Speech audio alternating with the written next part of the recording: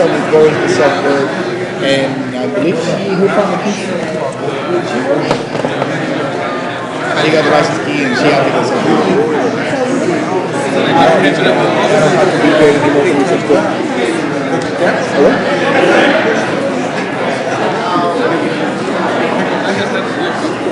Well, I think she wants to have just a backup just in case, so at that point, it's going to give it a little month. We have a little problem. No, that's not her audio system. That's separate from silent broadcaster. By the way, I don't trust it is like I don't it's like right.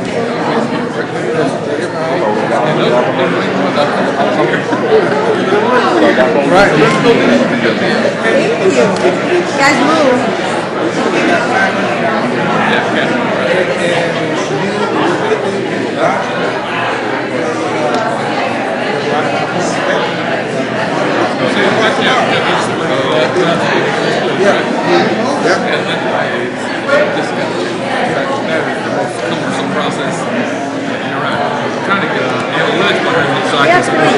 Our orders, we have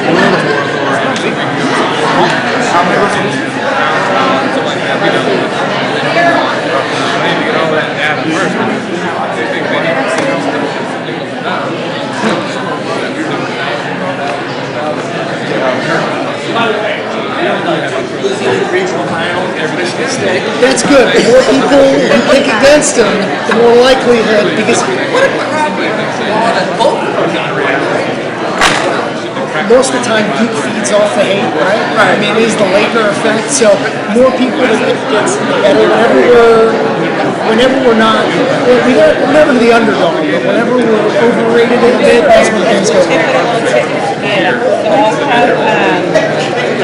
You know what? You're much more likely to succeed. You got to pick randomly in line. Because as soon as you try to throw, take over, you lose. You don't go. You don't go.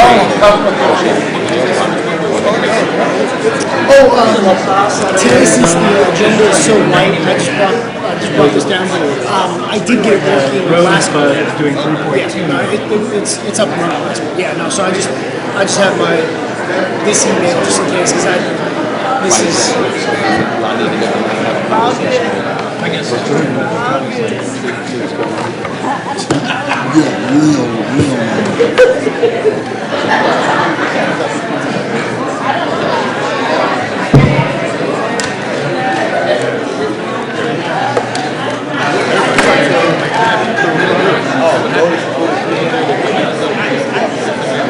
Okay, y'all, it's 9 o'clock. I got a full day.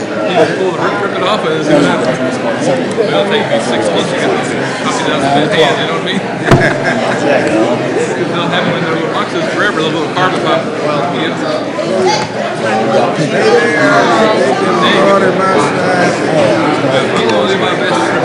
Everybody's here.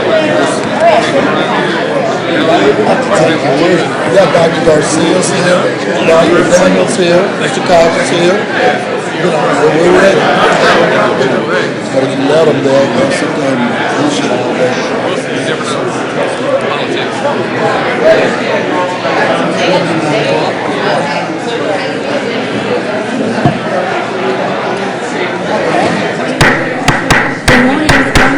I'm sure Hey, they'll everyone. shake your hand afterwards, Russ. Sure. Come on out. Don't miss the party. All right, the court will please come to order. We've got a quorum present. All of our members are here, and all of our legal notices have been posted, and the court is duly called. Is there a motion to open court? So moved. Second. And all those in favor? Aye. Any opposed? Motion carries unanimously. Bailiff will please open court. All rise. Dallas County Commissioners Court is now in session for the March 2019 term. The Honorable Clay Lewis Jenkins presiding. All right. Please remain standing for the invocation. And our invocation today will be given by a guest of Commissioner Garcia. Yes, thank you, colleagues and members of the audience. Today I'm very honored to have Mr. Kevin Krajewski and I'm going to ask him to come forward. He is a businessman out of Grand Prairie. He volunteers in the Chambers of Commerce and local associations, supports diversity in his community, and has been working to increase prayer for the past 14 years that he has lived in the great state of Texas. He is passionate about seeing the Dallas County community becoming a community of prayer. He is married and has 6 children. Thank you, Kevin, for being here with us this morning. Thank you, Dr. Garcia. Let us pray. Dear Lord God, we ask you, Lord, to preside over this meeting. I want to read real quick a Bible scripture. These are the last words of David, the oracle of David, son of Jesse, the oracle of the man exalted by the Most High, the man anointed by the God of Jacob, Israel's singer of songs. The Spirit of the Lord spoke through me. His word was on my tongue. The God of Israel, the rock of Israel, said to me, when one rules over men in righteousness, when he rules in the fear of God, he is like the light in the morning at sunrise on a cloudless morning, and like the brightness after rain that brings grass from the earth. Lord God, we pray for that blessing in this commissioner's court, Lord, that the light of the morning at sunrise on a cloudless morning and brightness after rain, and we pray for that blessing over the land of the United States. We pray for it, Lord God, that you would increase righteousness, and these are rulers in front of us, that your will would be done here, and your kingdom would be done here, come here. And Lord God, we ask you for all the rulers throughout the United States of America, Lord God. Lord God, would they be righteous in the fear of the Lord? Whatever aisle they stand on politically, let us be one, Lord God, and let us unite around the fear of the Lord, that we might have a land that's like the light of the morning at sunrise and the brightness after rain. In Jesus' name, amen. Amen. Thank you. Y'all may be seated. All right. Turn the lights on. So, no, we turn them out. Turn those out. So Oh, thanks a bunch. Thank you. All right, and our first resolution is from Commissioner Daniel. Well, good morning. Side comment. That whole side of the audience is wearing blue, and this whole side is wearing red. Just kind of interesting. It's an interesting visual. But we are here today to recognize... Both good colors. Both good colors, We absolutely. live right in the middle of a flag. That's right. But it's just interesting. Today we are recognizing the Women's Historical Month. So I would like to invite a number of people to come up who are here because they belong to organizations that in fact really are very instrumental. So would you please come forward? And this would be the Garland Club of the National Association of Negro Business and Professional Women's Club, the HWNT, the League of Women Voters, and the Dallas Mexican American Historical League. So we've got quite an assortment here because we're all interested very much in women's history and what it means to all of us. The Dallas County Commissioner's Court joins the nation, women, girls, and civic clubs dedicated to empowering women and observing Women's History Month. Together we remember the courageous women who fought for equality and human rights. We acknowledge that while women have overcome many obstacles, there is still more work to be done in achieving equality for all women. Long before Women's History Month was declared a national observation, women across the United States and other parts of the world developed voice and campaigned for equal rights. And whereas Congress established Women's History Week on March 7th, 1982, later became Women's History Month by order of a joint resolution passed by Congress on March 12th, 1987. 1986, 14 states had already declared March as Women's History Month. Today, during this Women's History Month, we recognize some of the remarkable groups who continue to uplift women and girls. Garland Club of the National Association of Negro Business and Professional Women's Clubs, Inc., Hispanic Women's Network of Texas, Dallas chapter, the Dallas Mexican American Historical League, and the League of Women Voters of Dallas. Whereas the Garland Club of the National Association of Negro Women and Professional Women's Clubs is a 501c3 organization chartered on January 24th, 1981. Walthina Clark, president of the Garland Club, who's here, leads a dynamic group of professional women who serve the local and global communities through leadership, entrepreneurship, technology, and service, including a youth group for 12 to 18 years of age. NAN BPWC serves the community by providing informative programs on Women's History Month, heart health, triple-negative breast cancer, and domestic violence, to name a few. Since 1981, the Garland Club has awarded scholarships to more than 150 graduating seniors from each of the high schools in the GISD. And whereas the Hispanic Women's Network of Texas is a statewide multi-generational nonprofit committed to the advancement of women, the dynamic HWNT Dallas chapter positively impacts Dallas County through its personal and professional development programs, such as the organization's highly celebrated college readiness program, Latinas in Progress, which equips students with key life skills to help through college life and beyond. Since 1990, HWNT Dallas has given over $150,000 of scholarship funds to more than 175 students, collaborating with multiple school districts and local universities. HWNT Dallas is proud of the Dallas County community and looks forward to future opportunities to continue serving. Additionally, the Dallas Mexican American Historical League, a nonprofit organization also, founded in 2008 to preserve the history of Mexican Americans in Dallas, pays homage during Women's History Month to all the local Mexican American women who made historic and lasting contributions to their barrio communities and to the Dallas area. These women worked on behalf of the community to bring awareness and improvements in health, education, business, affordable housing, civic involvement, media, public office, civil rights, and social justice concerns. There are way too many to list on that particular group. Today, women's leaders of Hispanic and Latino heritage of both groups benefit tremendously from the groundwork laid by their predecessors and time so selfishly dedicated locally, regionally, statewide, and nationally on behalf of their communities. And whereas the League of Women Voters is the only women's suffrage organization founded before the 19th Amendment still exists today. The League is very proud of its rich history tied to the suffrage movement that gives voice through its efforts to improve the quality of life for Americans, including child labor laws, a minimum wage, and equal opportunity for women in government and industry.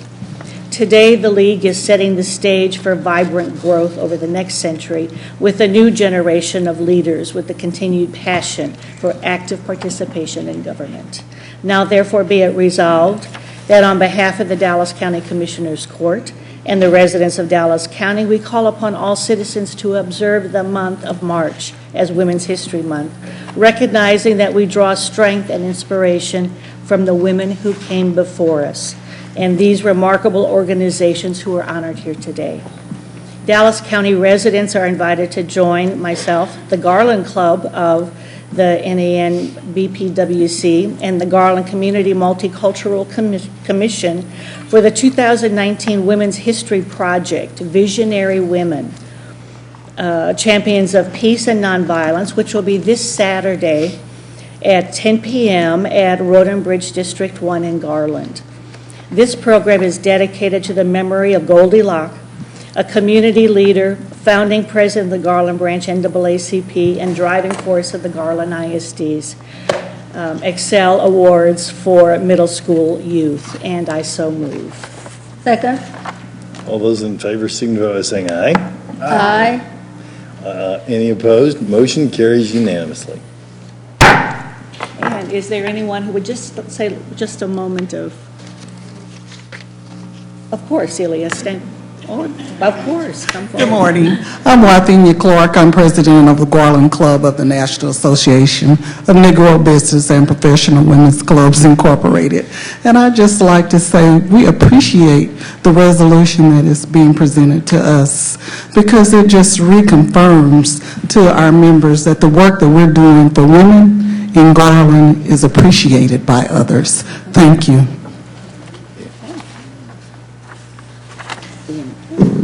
Good morning. I'm Cecilia McKay, President of the League of Women Voters of Dallas, and we are very, very happy to have been included in this proclamation on our 99th year of existence. And we invite you to celebrate with us our 100th year in 2020. We will be there. Well, I just want to thank Commissioner Daniels for the resolution and all of you for being here today.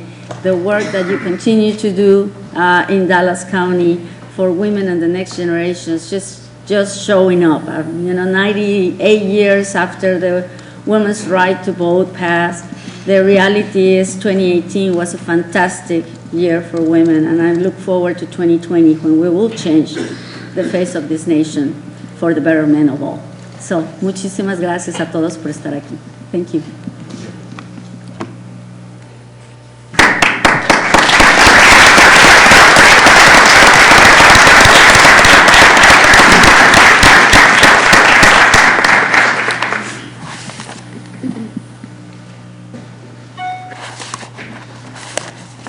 We're going to take a picture. Okay. I tweeted out a picture, y'all. I'm sorry that you had to, here, why don't you step towards the middle, and then we'll come towards the middle.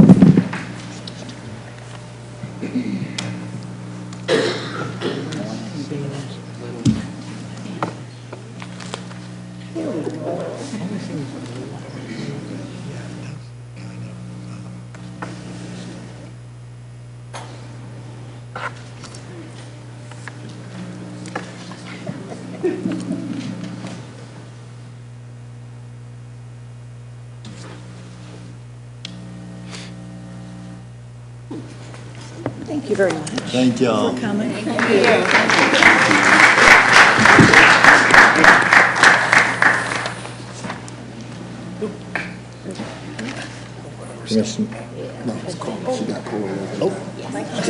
Sure. One more?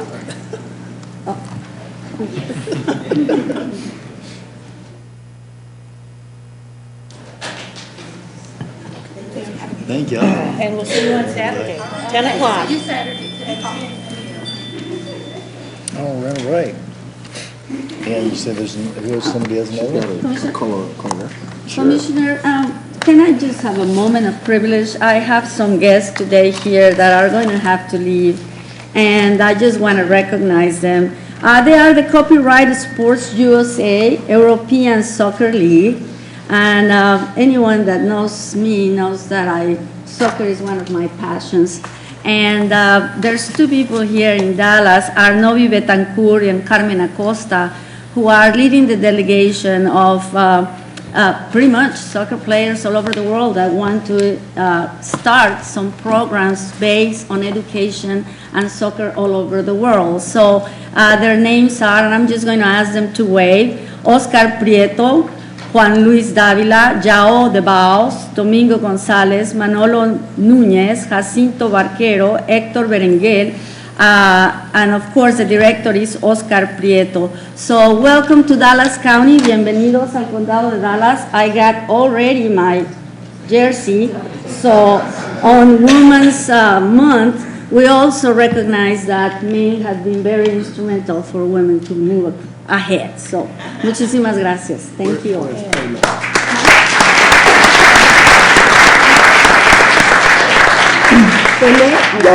Y'all didn't bring Pele? I mean, no. Damn,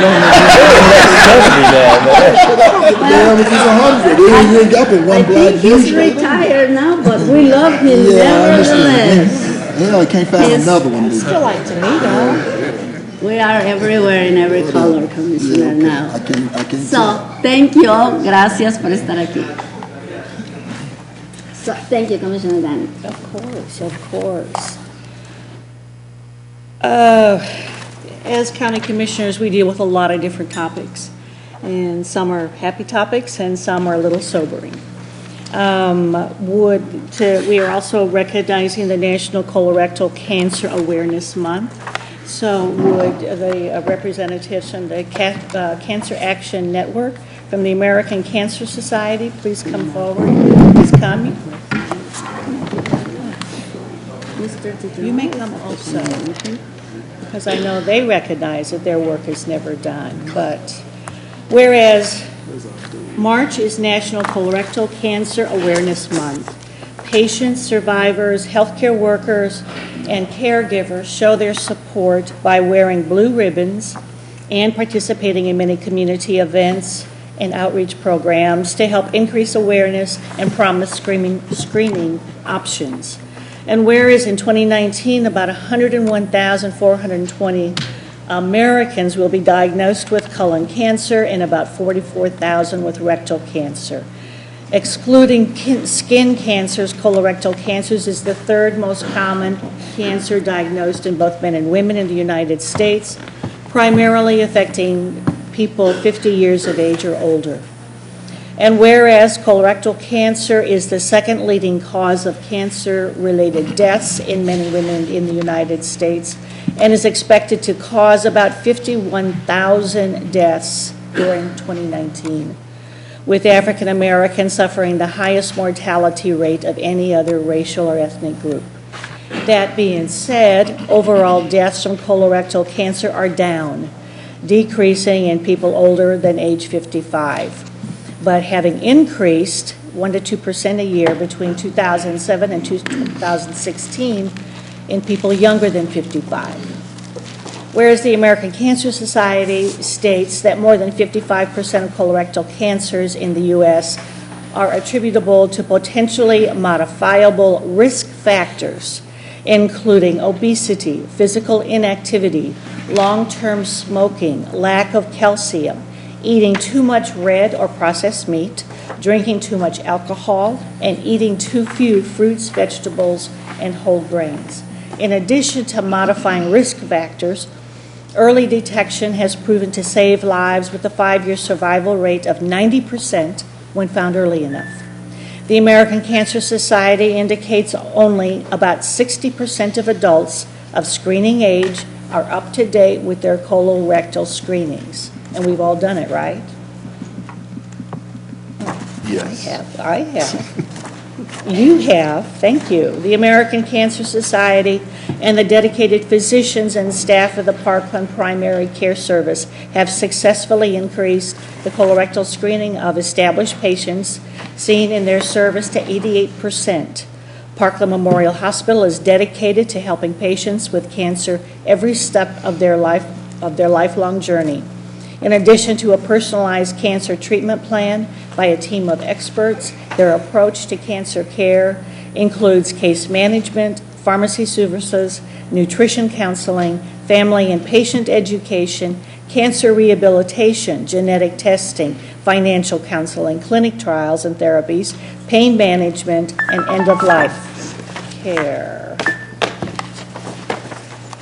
Now, therefore, be it resolved that the Dallas County Commissioners Court join in the designation of the month of March 2019 as National Colorectal Cancer Awareness Month and urges all citizens of Dallas County to recognize the importance of colorectal cancer screening and fighting this deadly disease. Be it further resolved, the Dallas County Commissioners Court continues to recognize Parkland Memorial Hospital for their efforts toward prevention education, early diagnosis, and providing extraordinary care, and as a partner to our friends from the American Cancer Society. And I so move. I second. All those in favor signify by saying aye. Aye. Motion carries unanimously. And do you have a few words to share with us this morning? Good morning. Good morning, and I've got packets of information for all the commissioners and the administrator. Mrs. Keenan Delaney. Thank you. Yes, my name is Keenan Delaney. I'm the Executive Director of the American Cancer Society in North Texas, which encompasses Dallas, Fort Worth, and Tyler communities. On behalf of the American Cancer Society, thank you for this recognition of Colorectal Cancer Awareness Month and for creating awareness of colorectal cancer prevention through screening. Our mission is to save lives, celebrate lives, and to lead the fight for a world without cancer. Today helps us spread that message through Dallas County that regular colorectal screening is one of the most powerful weapons against colorectal cancer. As the commissioner said, colorectal cancer is the third most common cancer in men and women and the second leading cause of cancer deaths in the United States. Unfortunately, colorectal cancer screening rates remain low, and that's why our organization is working hard to get people to commit to be screened by signing our screening pledge, and we've included a pledge card in the packets for all the commissioners. It's also our affiliated organization, the American Cancer Society Cancer Action Network, is working to ensure that Medicare covers screening without coinsurance for Medicare beneficiaries, the leading population that compromises the majority of the over 140,000 Americans diagnosed with colorectal cancer each year. We know that 90% of all individuals diagnosed with colorectal cancer at an early stage are still alive 5 years later, but only 39% of all colorectal cancers are diagnosed at an early stage, partially due to underutilized screening. Our message today to you and to Dallas County citizens is if you haven't been screened for colorectal cancer or overdue for your regular screening, don't wait. I'm also proud to report to the court that the American Cancer Society will break ground this spring on Hope Lodge, Dallas. Hope Lodge offers patients and caregivers a free place to stay when their best option for effective treatment may be in another city. Hope Lodge, Dallas will have 50 beds and be built on the corner of Hall and Elm Streets. Again, thank you. Thank you very much. Thank you. Well, you know, I'm going to say what I say to most organizations that show up out here. Dr. King talked about cutting your legs off and then blaming you for not being able to walk. And I hear about processed meat and access. And as Dr. Wong gives his presentation this morning on another issue, it's still the same thing. Now, I can appreciate Hall and whatever street that is, that's not in the middle of that impacted zip code and in our community. Access is still an issue. Absolutely. So it doesn't make it in what we're talking about colorectal cancer or STDs or any immunization. We have some basic challenges. And when she talks about processed meat and all, and I know Commissioner Koch put forward the effort. And when I run that flag up the pole to talk about food deserts and all, we still can't get there. We can't get there. The city wants to tell me that they've got an RFP on the street. Hell, they've had the RFP on the street for, what, Ms. Frost, at least over a year. No takers. And so, you know, we're in communities where, as I said, our life expectancy is basically judged by our zip code, you know, and whether we allow shingles, which, you know, recycling, none of that would ever occur north.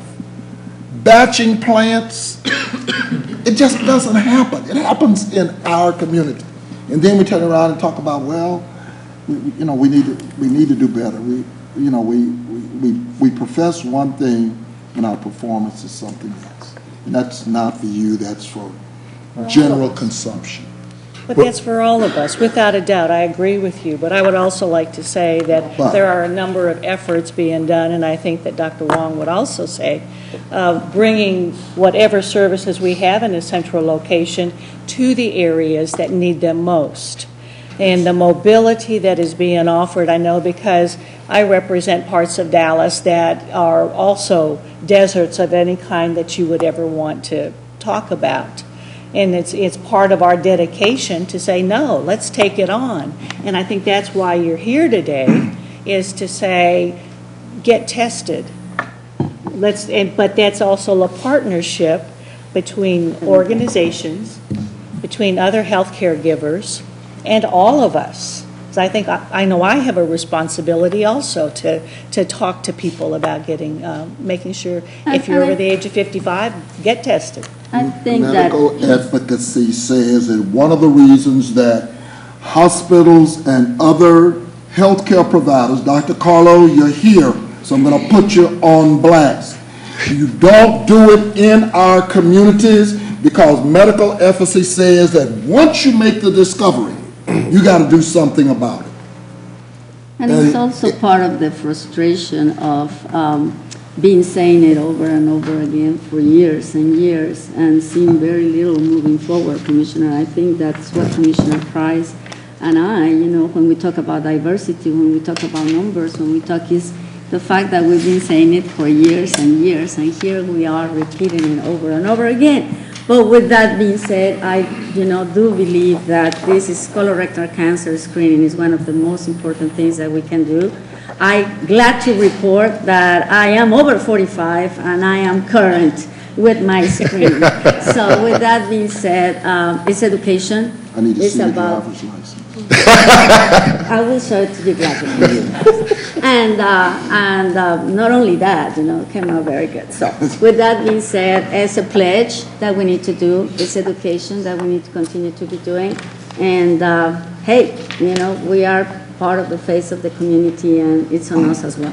Thank you, Commissioner Daniels. Commissioner, if I could, I would say we're certainly not going to solve that problem, but we have two programs that help address it. One, our Hope Lodge, which I mentioned that will be built.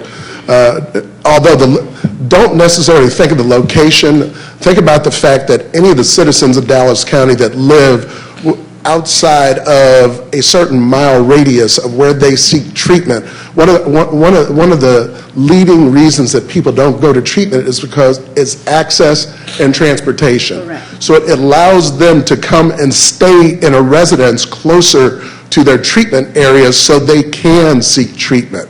Secondly, we have a program called Road to Recovery where we are providing thousands of Dallas County citizens transportation to their treatment because they can't afford treatment, they don't have, can't afford transportation and don't have transportation. So those are two of the programs that we're, in our very small way, trying to address the problem that you brought up. But thank you very much.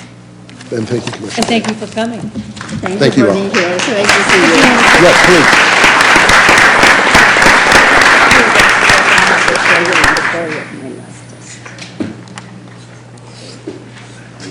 Great job.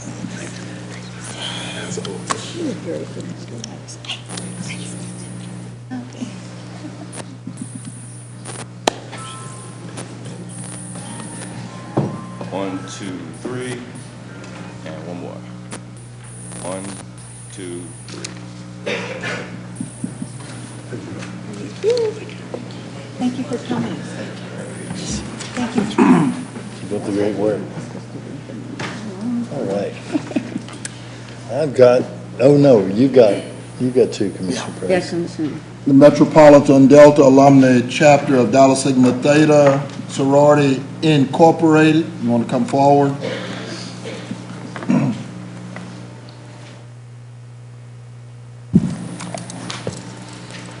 Whereas the Metropolitan Dallas Alumni Chapter of Delta Sigma Theta Sorority Incorporated was chartered on August 8, 1985, and has thrived in the area of service and scholarship as a means of impacting the Dallas community by establishing programming in the 5-point programmatic thrust: physical and mental health, political awareness and involvement, international awareness and involvement, economic development, and educational development. And whereas the Metropolitan Dallas Alumni Chapter of Delta Sigma Theta is proud of its communities that impact the lives of inner city youth and their households, the Dr. Betty Shabazz Delta Academy, Dr. Janine L. Noble Delta Gems, growing and empowering myself successfully, and the embodiment empowering males to build opportunities for developing independence, as well as the scholarship and fundraising committees And whereas the Metropolitan Dallas Alumni Chapter of Delta Sigma Theta offers training in life skills in areas such as abstinence, campaign against bullying, self-esteem, self-harm, STEM, youth, perspectives on social action, Black Lives Matter, the youth vote counts, Black Girls Magic, notable African American queens, leadership, team building, social media safety, Kwanzaa, human trafficking, and college preparation in order to create comprehensive solutions to the challenges facing our children.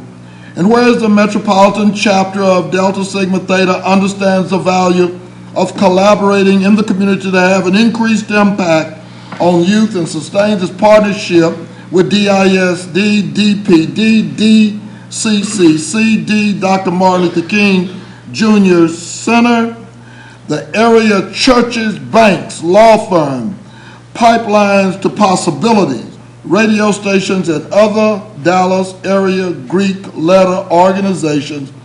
And whereas the Metropolitan Dallas Alumni Chapter Delta Sigma Theta has given over $50,000 in youth enrichment scholarships, $10,000 annually from 2016 to 2019, beginning a legacy of consistent scholarship support to the Dallas area students, as well as students continuing their education ranging from HBCUs to Ivy League institutions. Therefore, be it resolved that the Dallas County Judge and Commissioners Court do hereby with pride and purpose salute the Metropolitan Dallas Alumni Chapter of Delta Sigma Theta Sorority Incorporated for its successful service and scholarship efforts in Dallas County, which in turn impacts and improves the community nationally and internationally, and be it further resolved that the month of March be duly recognized and celebrated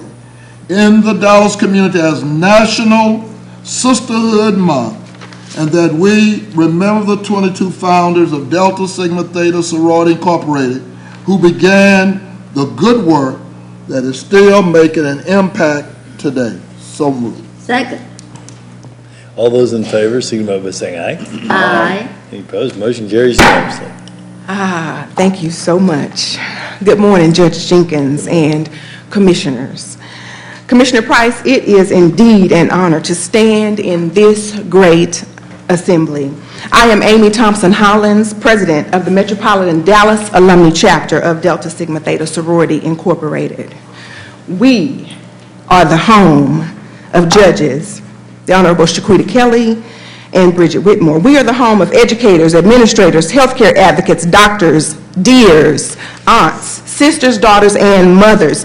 This standing delegation represents 245 hardworking, they're at work right now, hardworking, magnificent, dynamic, amazing MDA Deltas,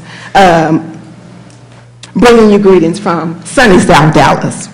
Thank you for recognizing the work that the Metropolitan Dallas Alumni Chapter of Delta Sigma Theta Sorority Incorporated has done to improve the lives of inner city families through effective youth programming and healthy scholarship offerings. Ladies and gentlemen, we stand here before you in the midst of March Madness, right? Yeah, baby. Judge Jenkins, right? Yeah. During Women's History Month, Her Story Month, Dr. Daniel Ann Garcia, and finally Delta's National Sisterhood Month, knowing that scholarship and the type of service that we do in South Dallas and Dallas overall cannot be done, cannot be accomplished, can only be accomplished where there is sisterhood, hard work, and yes, love. Thank you from the members of the Metropolitan Dallas Alumni Chapter, where we do move Delta ahead in Dallas. Thank you. Well, thank you, Madam President. I'm not going to make that analogy to March Madness, because when you study the eye of the march, that tells me everything that, you know, what's wrong with what's going on. But anyway, the fact that one of the founders were from Dallas, Texas, and you guys continue to carry on that particular legacy with pride. And so I just want to say thank you for what you continue to do, and that you weigh in to some of the subjects that are not easily positioned. And so thank you very much for not taking the easy road. Thank you so much.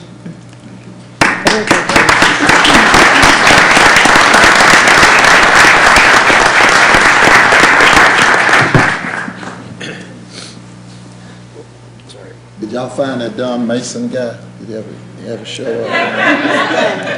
Shows up to work every day of his life. Yes.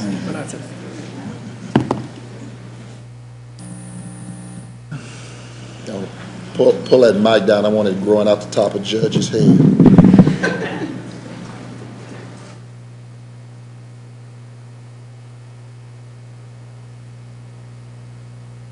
Thank you. Thank you for coming. I wore my red in solidarity. Fantastic. We love it. Threw you up on Twitter.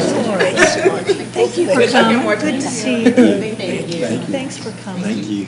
And I wore my red just for you. Thank you. Don Mason, Come on, Don. come on down. Price is definitely right.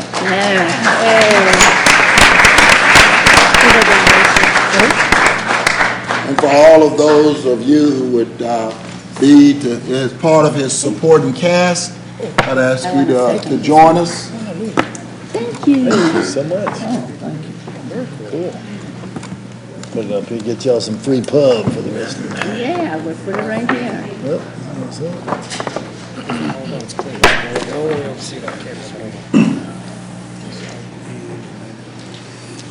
Whereas Mr. Don Mason, a licensed attorney with a broad range of trial and appellate experience, who since 1988 has served as the first and only president and chief executive officer for the PWA Coalition of Dallas, known as AIDS Services of Dallas.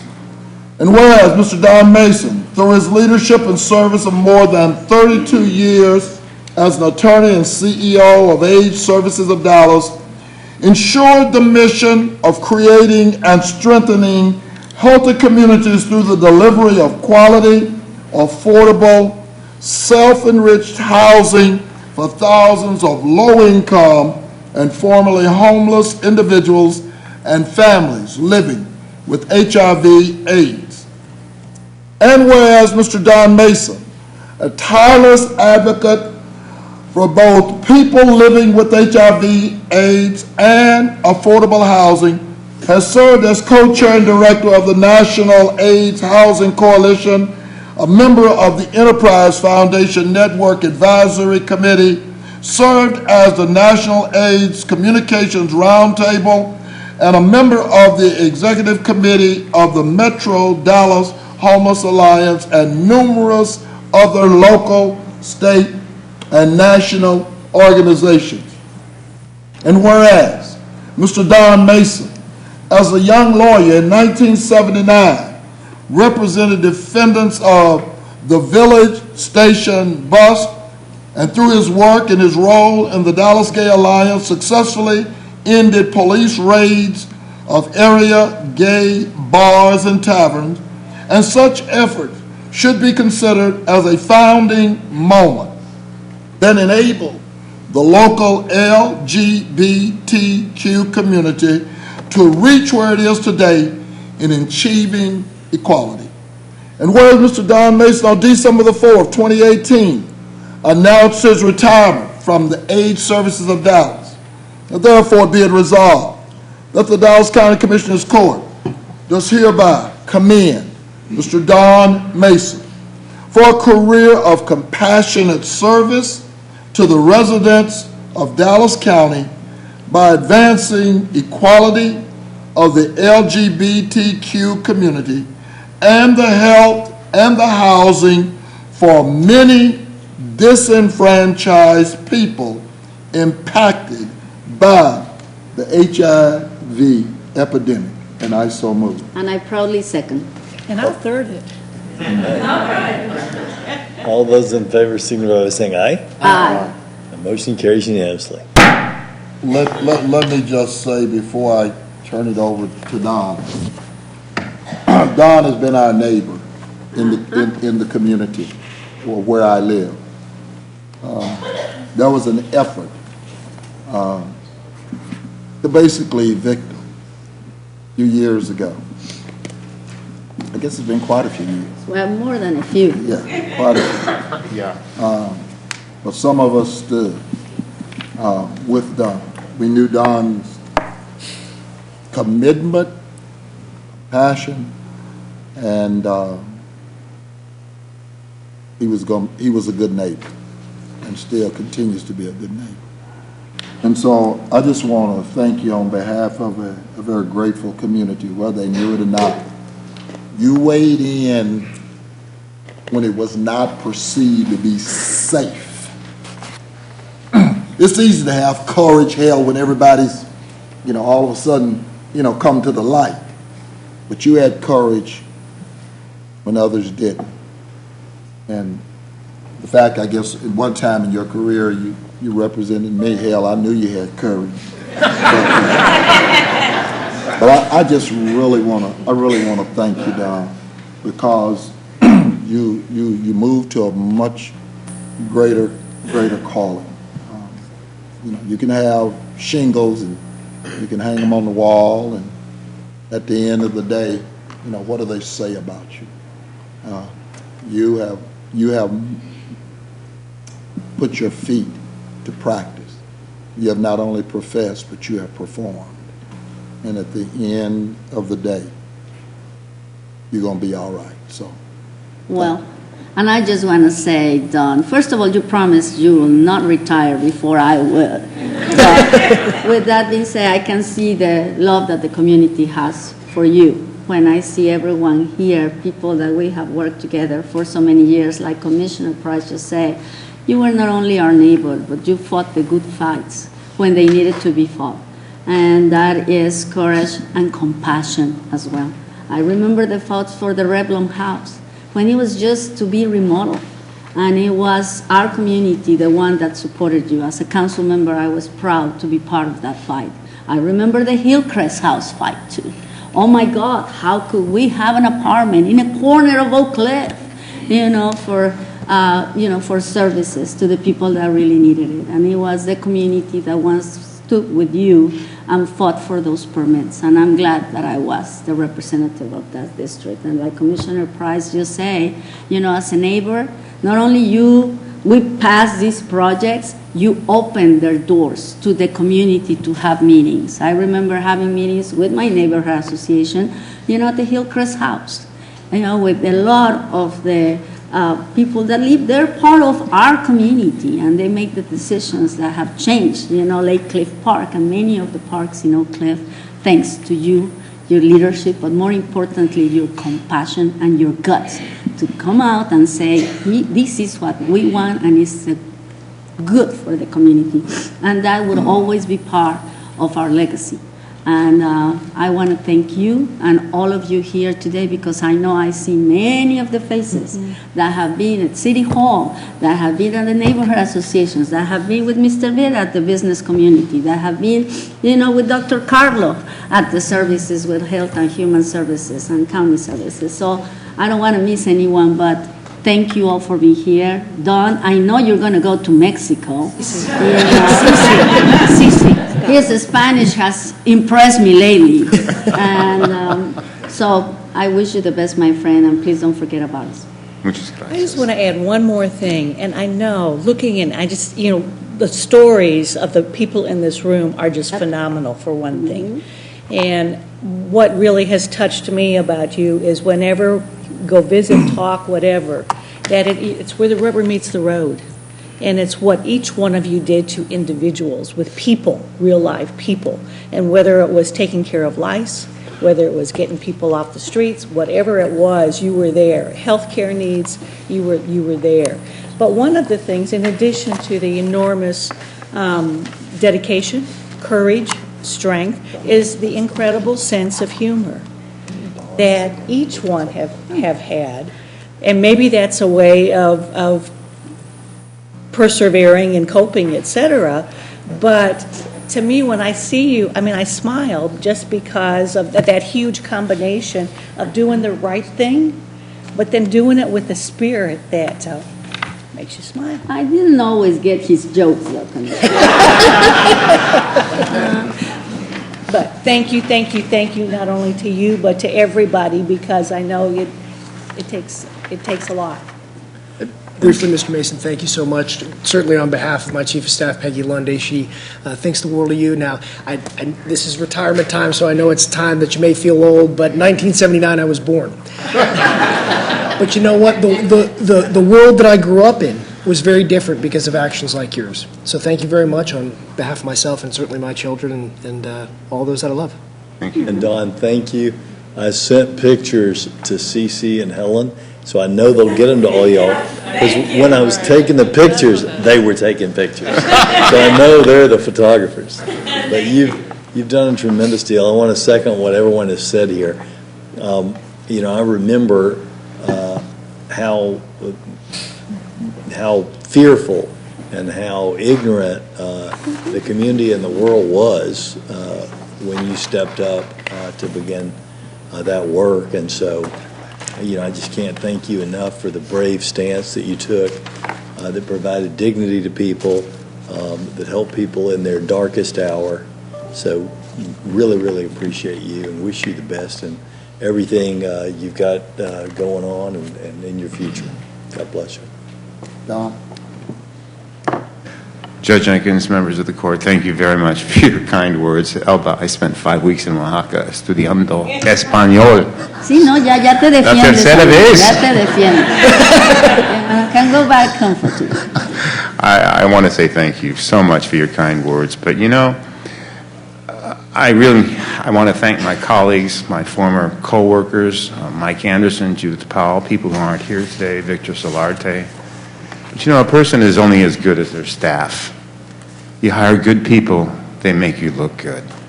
And that's what we've done. That's what we continue to do.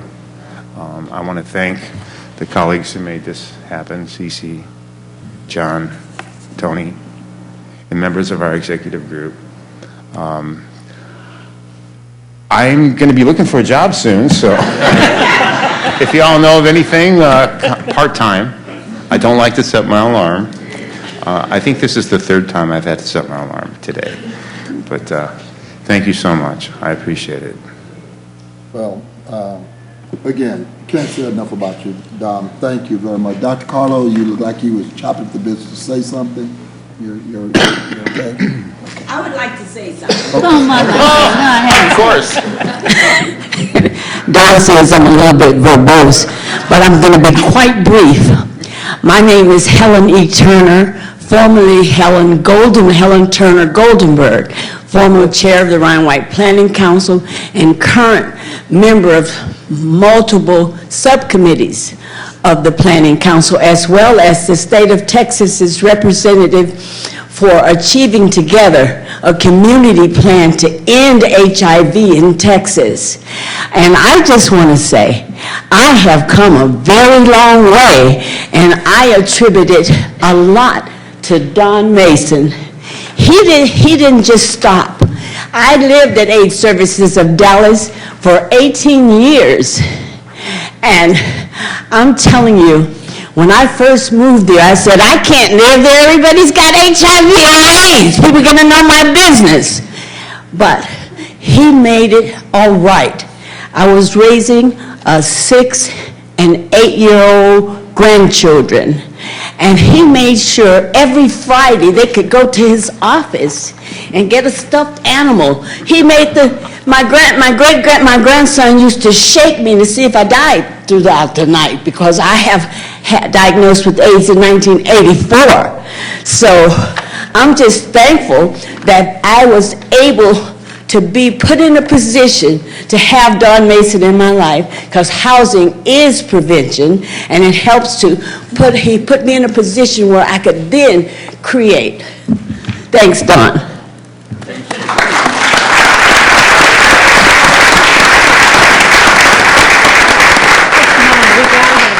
Tony, Cece, you want to say? And just to add, Jarvis, her grandson, straight A student.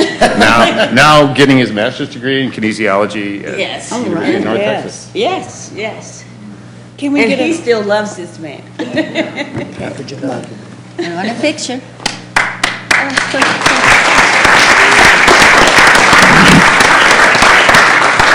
think I was 22 when we asked this. Don't say it. Good to see you. Great. Good to see you. Tony, how you doing? Good to see you. thank you for coming. Yeah, good to see you. Hello. Hey, good to see you. Doctor, I sent that letter, so I'm on the roll. Abel? How you doing? I see you every day.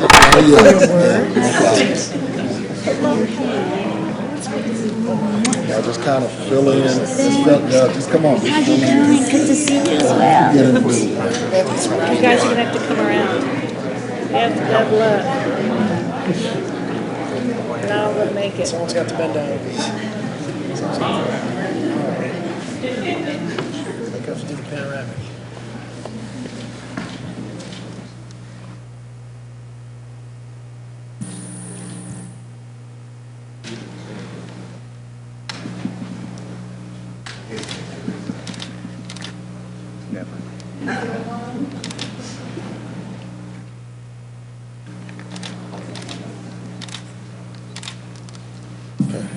Thank you. Thank you. Thank you. I'll see you in the CC too. Thank you. So many good people.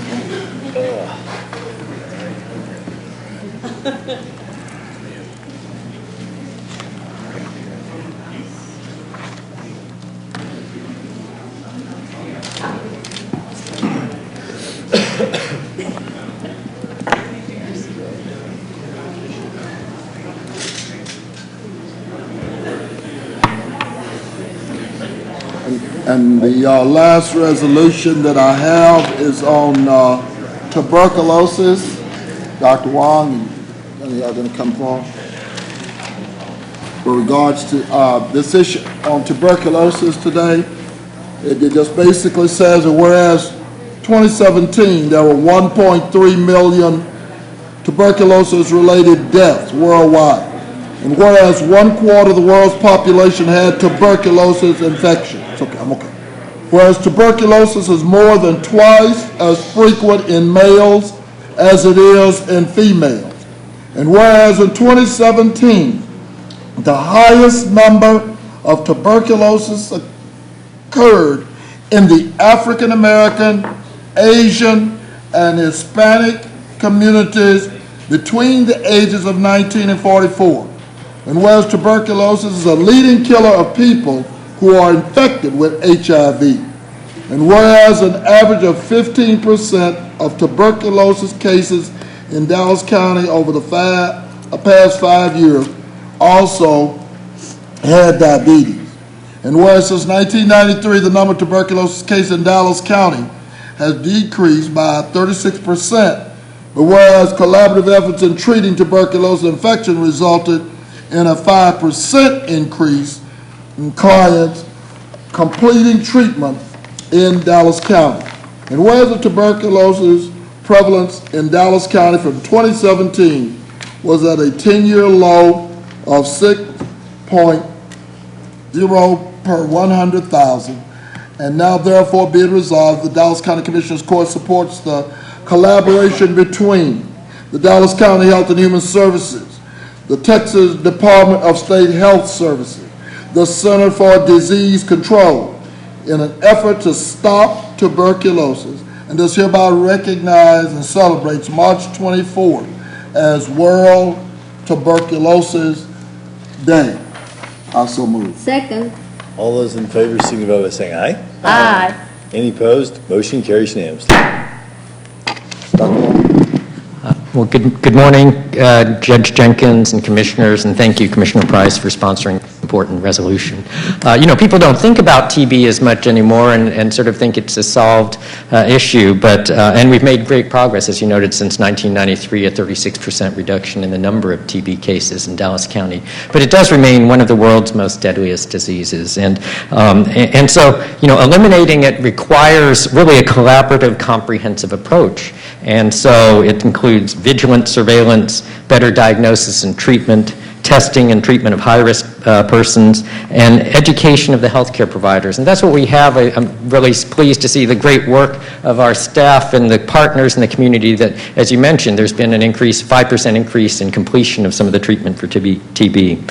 So World TB Day is a day to educate the public about the impact of TB around the world. And CDC, along with our partners and colleagues around the world, share successes in TB prevention and control and raise awareness of the challenges that hinder our progress towards the elimination of this devastating disease. So we again, thank you for the resolution, and I welcome you all to join us on Thursday, March 21st, as we recognize 2019 World TB Day. So thank you.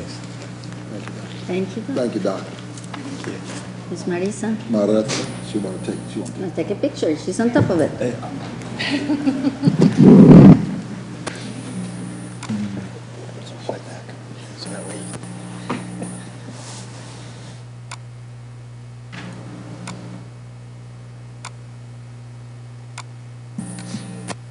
you. Thank you. The rest of them yours, Judge.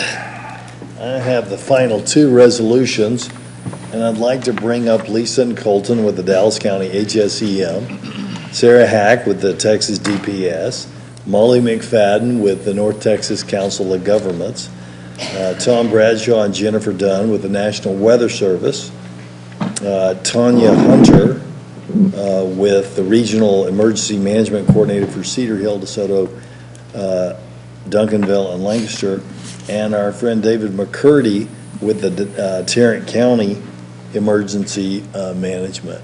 So thank y'all all for coming here, and I'll read this resolution. Also, Lisa, I was just texting with Lisa about Code Red, which is the Best Southwest warning system that you can sign up for, that citizens can sign up for, so that they're getting up-to-date information about weather and emergencies particular to their city, any type of an emergency. We have similar systems throughout North Texas, so I don't know if we can put Tarrant County on our website, but let's get all those for all the various municipalities on our website. And then department heads and elected officials, as we start severe weather season, as you go out and you talk to chambers of commerce, whatever, if you'll let them know of their city's systems, because this is a great opportunity for people to know about anything from a school lockdown to a tornado to other dangers that may affect them and their families. So we really want to try to push those. As we've done with our own employees here with our notification systems, now this is available right down to the neighborhoods in cities, okay, for everyone. So the resolution reads as follows. Whereas the onset of spring weather in North Texas provides opportunities for severe weather to occur. These violent spring storms may produce damaging thunderstorms, large hail, tornadoes, hazardous lightning strikes, and flooding.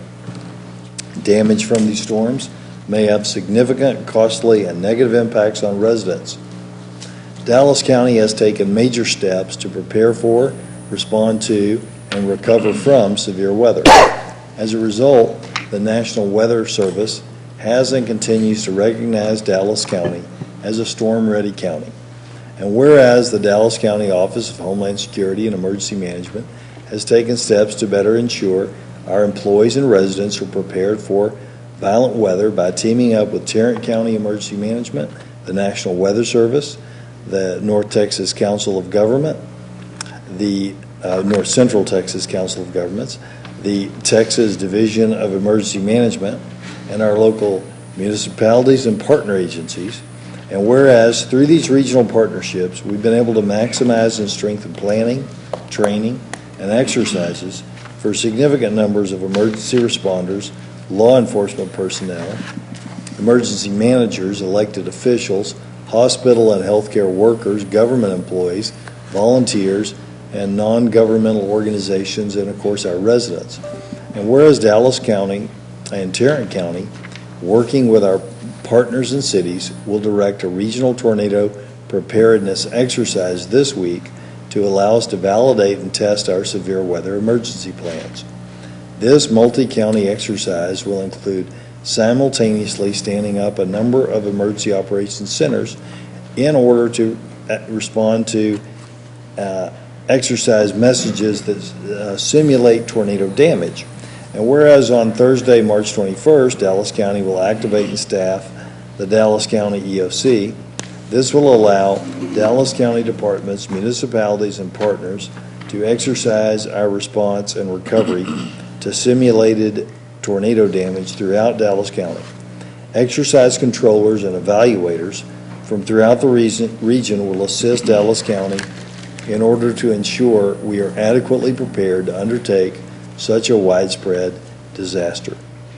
Now, therefore, be it resolved that the Dallas County Commissioners Court does hereby recognize and applaud the emergency preparedness efforts of our county employees, the National Weather Service, the North Central Texas Council of Governments, the Texas Department of Emergency Management, Tarrant County Emergency Management, our municipalities, partners, and volunteer agencies as we go into the spring 2019 severe weather season and the ASHO move. And I proudly second.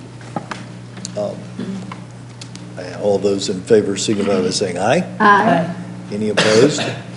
Motion carries unanimously.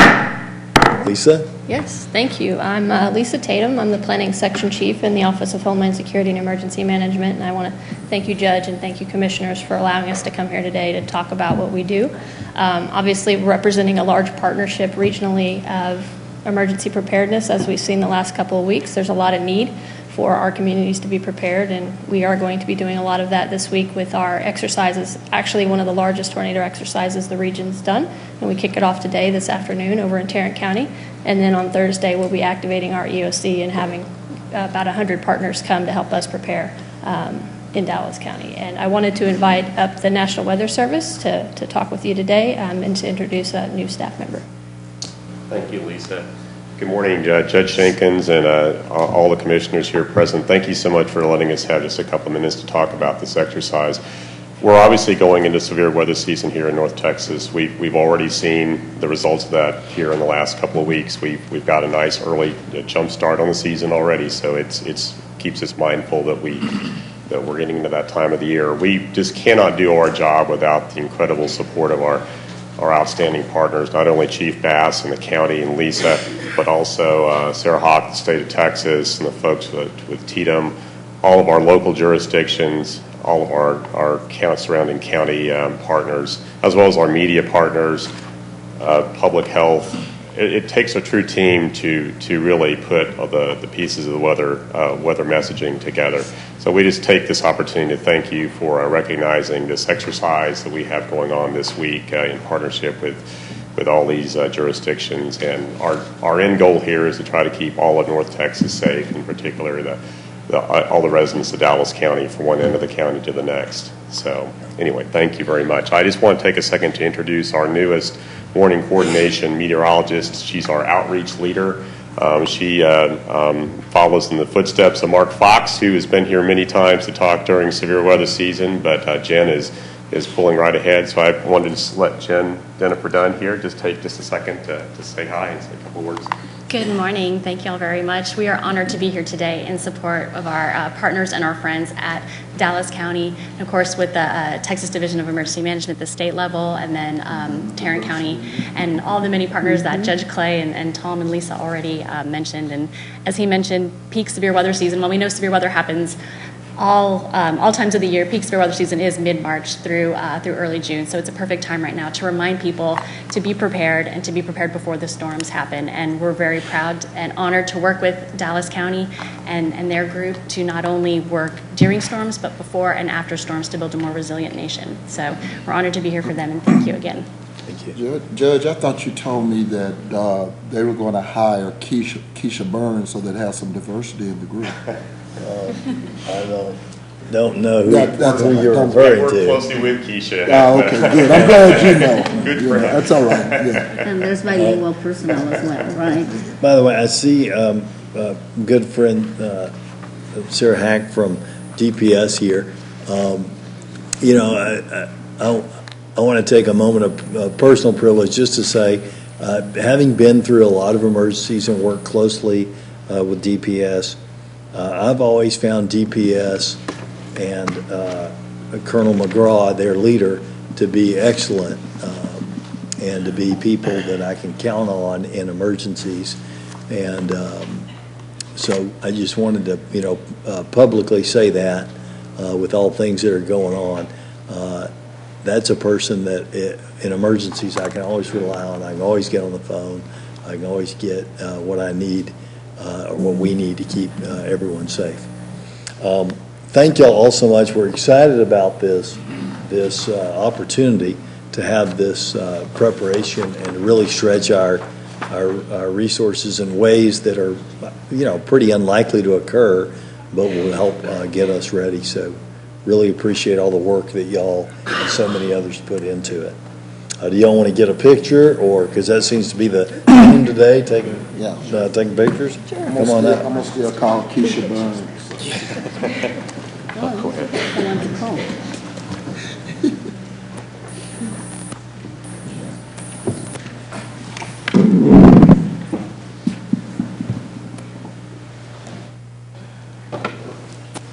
Yeah, at least next time y'all bring Keisha and make it look like it.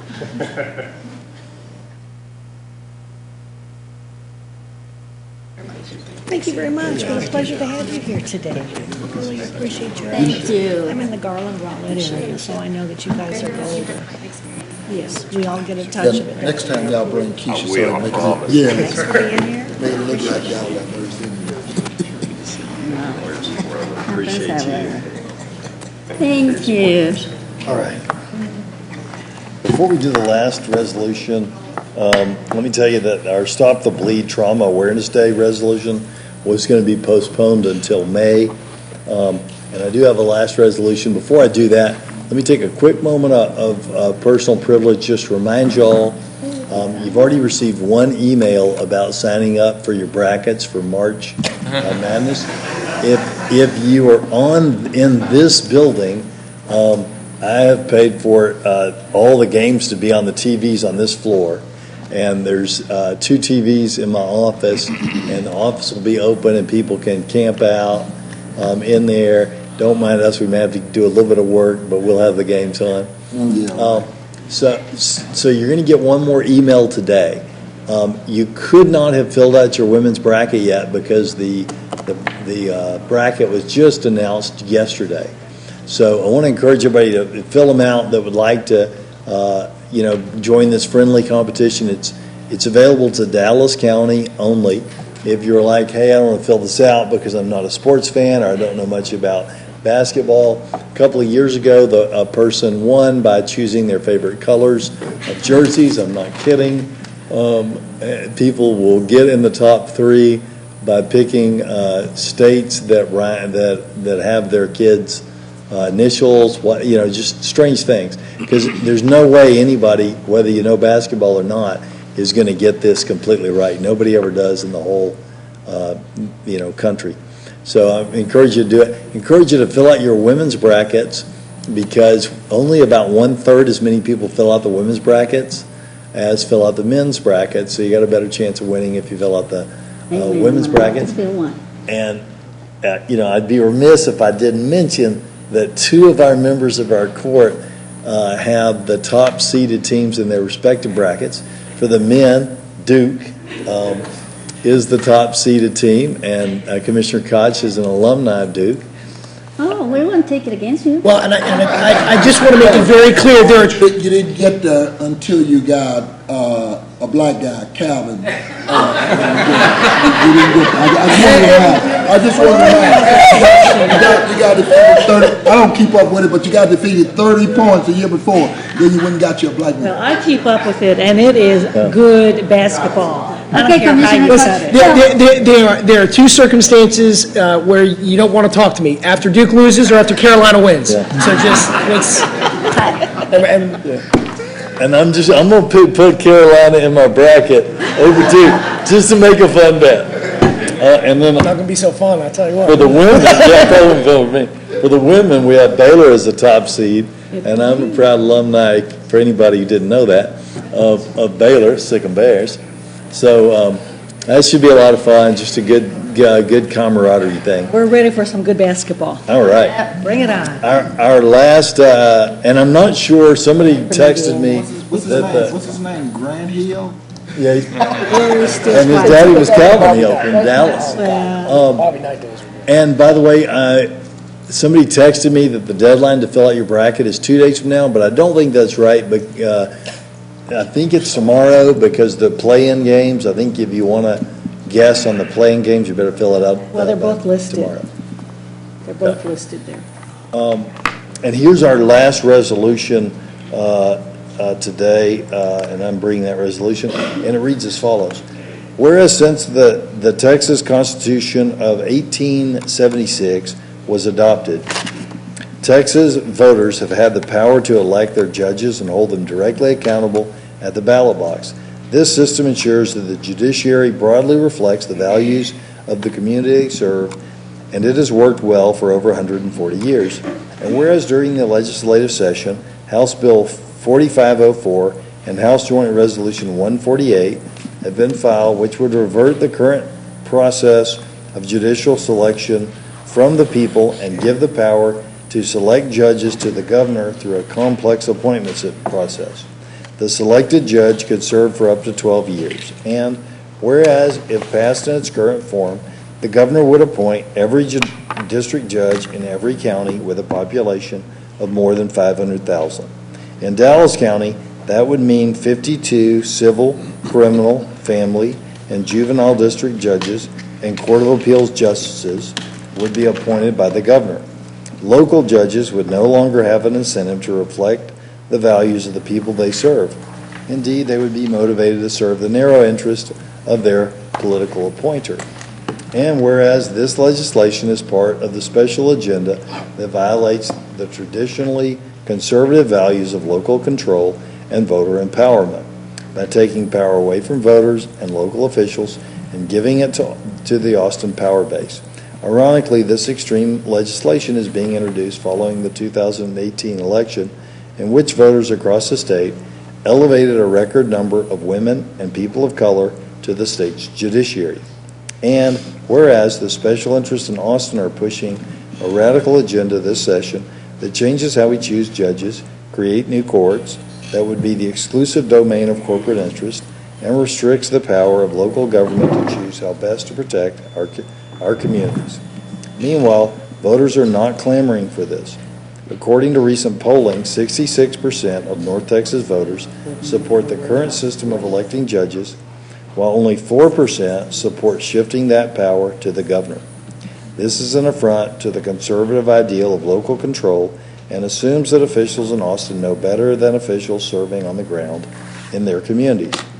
Now, therefore, be it resolved that the Dallas County Commissioners Court does hereby stand in opposition of the judicial selection legislation in House Bill 4504 and House Joint Resolution 148, which would snatch the power from the voters and give it to the governor. Be it further resolved that we stand with our constituents and fully support their right to elect or unelect their own officials, including the 39 district judges in Dallas County and the 13 justices of the Court of Appeals representing our county. And I so move. And I probably second. All those in favor signify by saying aye. Aye. Any abstentions? No. Nay. No, and a nay. Okay, 4-1. Matter passes 4-1. All right. And that takes us through resolutions, long day of resolutions. Judge, just for the record, that item has to be ratified. Oh, yeah, we had put that, sought to put that on the agenda, but the staff failed to put it on there. So we'll get that ratified. But we want to get that down to Austin as soon as we can. So, I'll get them to sign it and send it down there right about later. All right, next we can consider our consent agenda, and I know there were some things people wanted to break out of that. Do what now? Didn't you want to break something out on the consent? No, Yeah, I Dr. think Juan. so we're not gonna do any other presentations. Dr. Juan. Yeah, no, the Health and Human Yes, I Services. missed Got presentations, yeah, got presentations. Dallas County Health and Human Services, Public Health Preparedness, and flu updates. Yes, All right, well, let's have the presentations. Yeah. and we have a small business enterprise also. Yeah. Yeah. no problem. Oh, here they are. Okay, sorry, guys.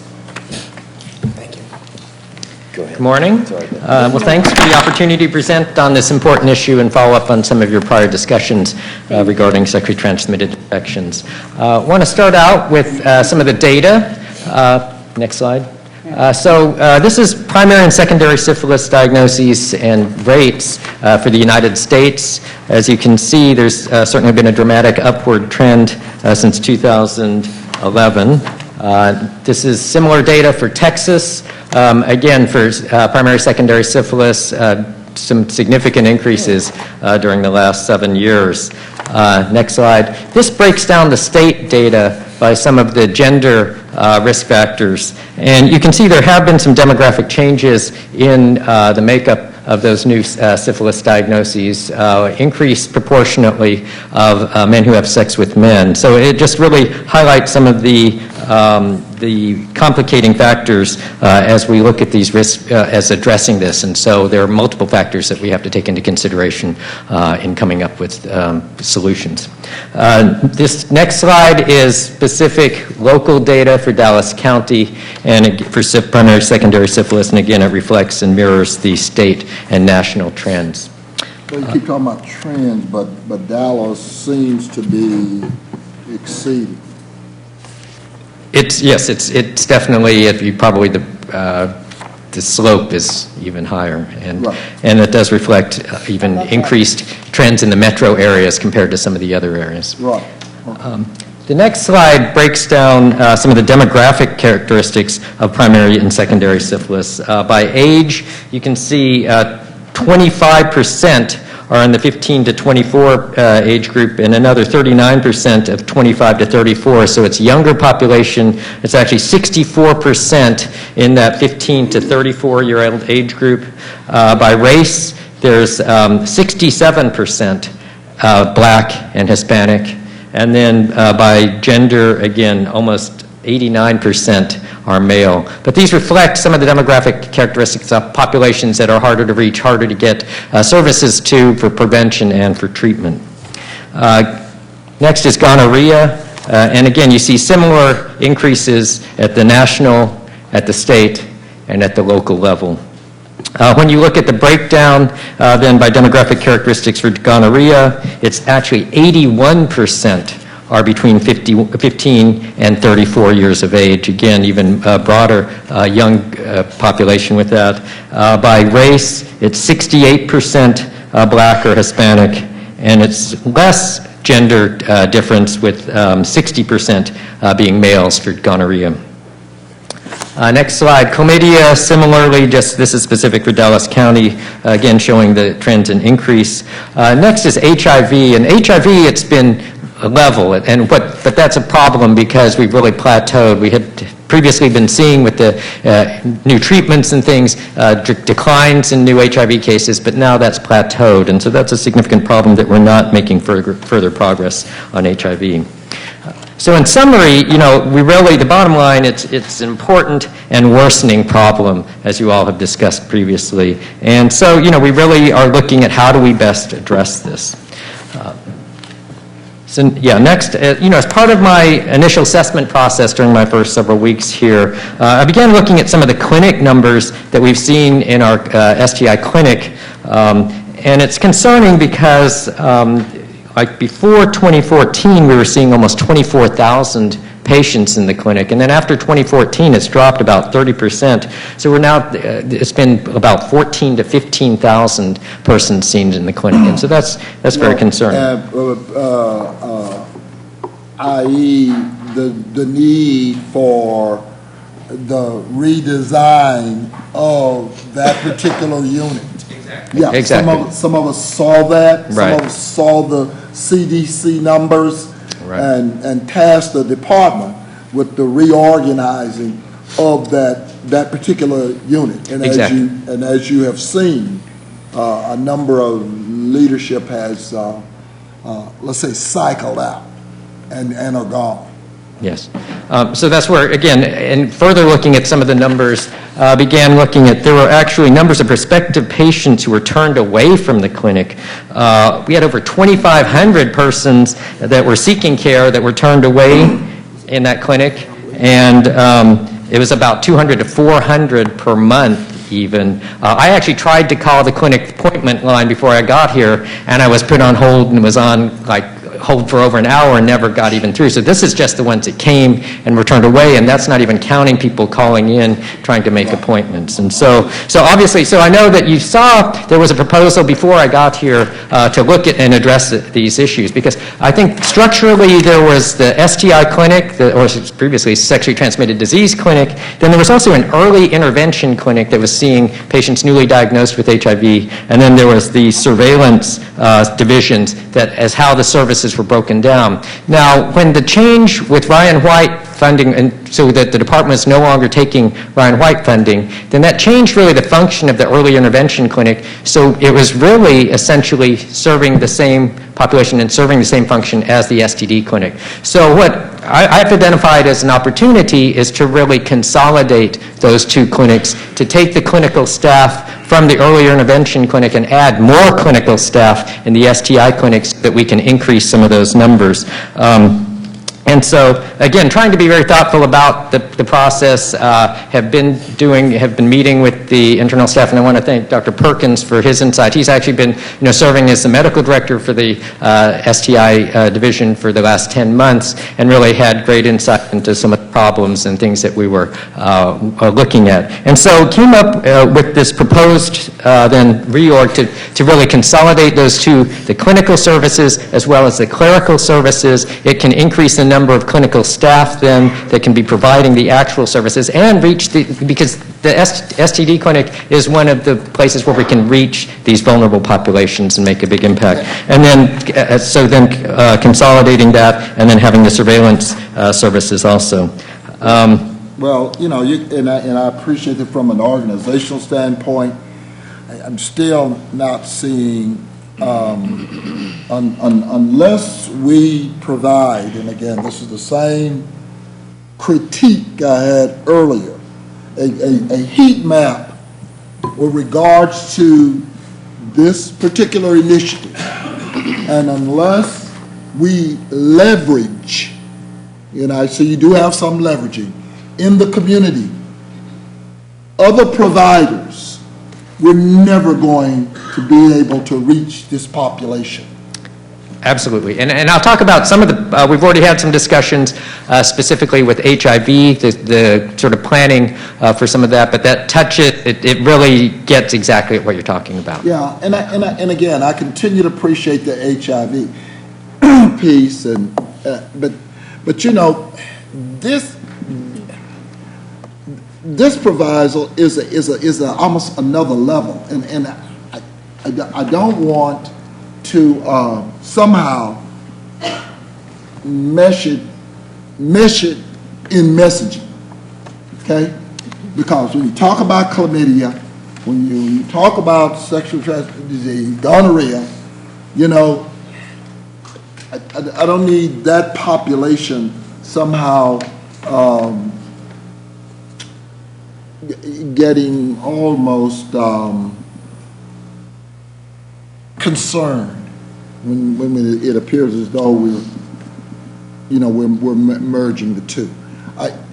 I think culturally you need to understand what's going on in those impacted communities. I can't talk about what's going on in the Hispanic community. I'm not going to ever know. I defer to Dr. Garcia. But in the African American community, I think I do understand what some of the cultural barriers are and the historical barriers. Right. And that was one of the designs to try to reorganize what was going on Sure, no, absolutely. And that, I mean, I think that, like one of the prior slides, it is complicated, and being culturally specific to reach the different populations that are having higher burden is not one size fits all in terms of the solutions. And so we absolutely need to partner in that way, yes. I do believe, Dr. Huang, that, you know, the reorganization that you presented today is a first step. Obviously, the main point in the presentation is we're turning away people. I mean, imagine that we have STD clinics with all the cultural barriers that are sometimes in minority communities, knowing that they are the ones that are getting turned away. You know, we need more nurses. We need more people of color that can, you know, relate to the cultural barriers and bring them in. But if that's what we're failing to begin with, we're turning away more than 2,000 people. Hey, I think that this is a great first step, and in the way that we reorganize. But you keep talking about bringing them in. I'm going to say the same thing I said about Mama Parkland. They ain't coming. That's the reason I talk about the heat map. That's the reason I talk about how we're going to mobilize and go into those communities. But don't you think, Commissioner, that's a two-pronged? I mean, obviously we're turning away some, you know, a big number, and that they're coming. I mean, people do not come very gladly unless they have a need. So that's one part of it. The other part is what you're saying, you know, having them in the community, go on outreach. So I think that for what the presentation says, I totally agree. This is the first step. Yeah, this is a first step. And again, we see with the data, we're turning away people who are coming in. So with our current resources, trying to align them to be more efficient to address the population. And again, I think that this is just the start, because I totally recognize and agree with what you're saying. We need to be reaching the populations that are the highest risk and are having the highest burden. How many units in our community are basically doing the same kind of services? I know we have a contract with one. Right. How many units are there out there that are positioned in the community already to talk about that kind of leveraging? Now, see, we can talk about that, but you know, my whole thing is on this referral model. You know, how are we leveraging that? And that's one of the things we have, as part of a prevention grant proposal that's now currently out there for Department of State Health Services for prevention activities that Dallas sort of has not been getting for the last several years. We see an opportunity to reapply now for those state funds, and we convened a meeting with our community partners, and it was really to try to coordinate exactly that, because we don't want to be duplicating or stepping on other people's toes if they're in there. And so we had a really great meeting in terms of how we could best fit those together. One of the things that is sort of unique in some of our partnership is the things that we do. We're working with Parkland on the jail population, and that there's opportunities to really expand some of those services. And we've already had a meeting over at the jail to look at that. That was one example. We met with PRISM and brought, again, several of the partners together to see how best can coordinate the services, because there are other services out there in the community. Well, and one of the things, this is one thing, and you know, if you note on this reorg, there's 4 more health providers than there were a month ago, so that's, I think, a step in the right direction. But also, this month, we've had a meeting of the Child Poverty Action Lab, and we're looking at bringing in that Tulsa model, which is a model that where government and private philanthropy helps create more more Title X clinics that aren't government clinics, but when you're a Title X clinic, then you get access to cheaper things from the government, money flows to you. And so those places can do women's health, they can do cancer screenings, they can do STD screens, they can even do some procedures, freezing off of, for instance, of cancerous tissue. And so creating more of those throughout Dallas County is one of the things that we're looking at with our partners this year. But Judge, I guess what's bothering me in chlamydia, we've increased, Dr. Hunt, we've increased the surveillance and the testing. As a result, you know, we are getting a whole different uptick in what I consider to be trends due to this. I don't see the same with gonorrhea and syphilis. I don't see the same. Hear the same kind of surveillance and testing that is going on with regards to those two. You're talking about within Dallas County? Within that, yeah, that's Okay. the only place I'm talking about, Dallas County. Yeah, I'm talking about Dallas County. You mean in terms of like follow up the disease intervention specialist? Yeah, we follow up specifically for HIV and syphilis and contact every case that's identified and follow up on contacts. For gonorrhea and chlamydia, we do not have that same level. We don't have the staffing to meet those numbers, but we do, work on identifying, testing, treating, and that's why the clinic is very important because, treating these is also prevention. When we get them treated, then they can't spread it further. If I could go on for just a few more on the clinic things, and then I think is there additional discussion at the end, or did you have I had something? a question after you do that then. Sure. So, with again, we're continuing to have ongoing assessment of the clinic space needs, facility updates. We're actually physically moving the EIC clinic from the third floor so that it's cohabited it's all one on the first floor. Improving accessibility with ADA rooms easily accessible and more accessibility to the patients. Increasing the patient volume capacity through efficiencies in some of the clinic design and functional space. We are actually already in the process of renaming the STD clinic to the sexual health clinic because that really more reflects accurately the services we're providing and it reduces some of the stigma of going to the STD clinic. Then last slide. So some of the other things this is the first step. We're ongoing review of disease and clinic data and the populations that are most need. As I mentioned, the consolidation of the clinics. We're going to look at the clinic appointment system, the telephone systems, all of that. How do we, make and get some recommendations on improving that and make and changes. I mentioned the renaming of the clinic. Also, we're exploring for HIV Rapid Start program and PrEP programs. It used to be someone got a positive HIV test and you tell them, well, come back in 3 weeks. Well, now we can say, you just got a positive HIV test and I can start you on treatment today.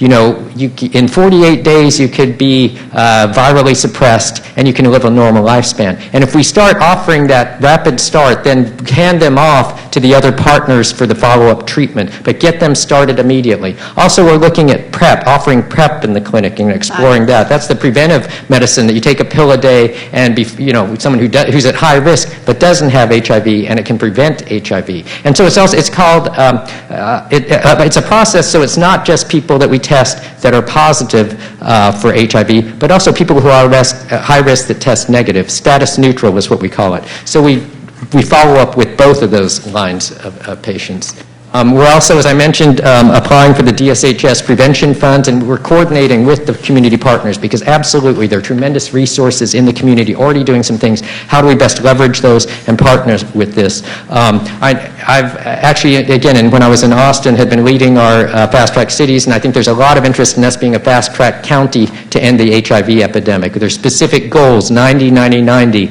where 90% of persons who have infection know their status, 90% of those persons are on sustained antiretroviral therapy, and 90% of them are virally suppressed. That's also consistent with the President's initiative, and I was just at a meeting with the other big city health coalitions, and the Assistant Secretary of State, Health was saying that there's probably, hopefully, some funds coming down to support that initiative. Apparently you haven't looked at the budget.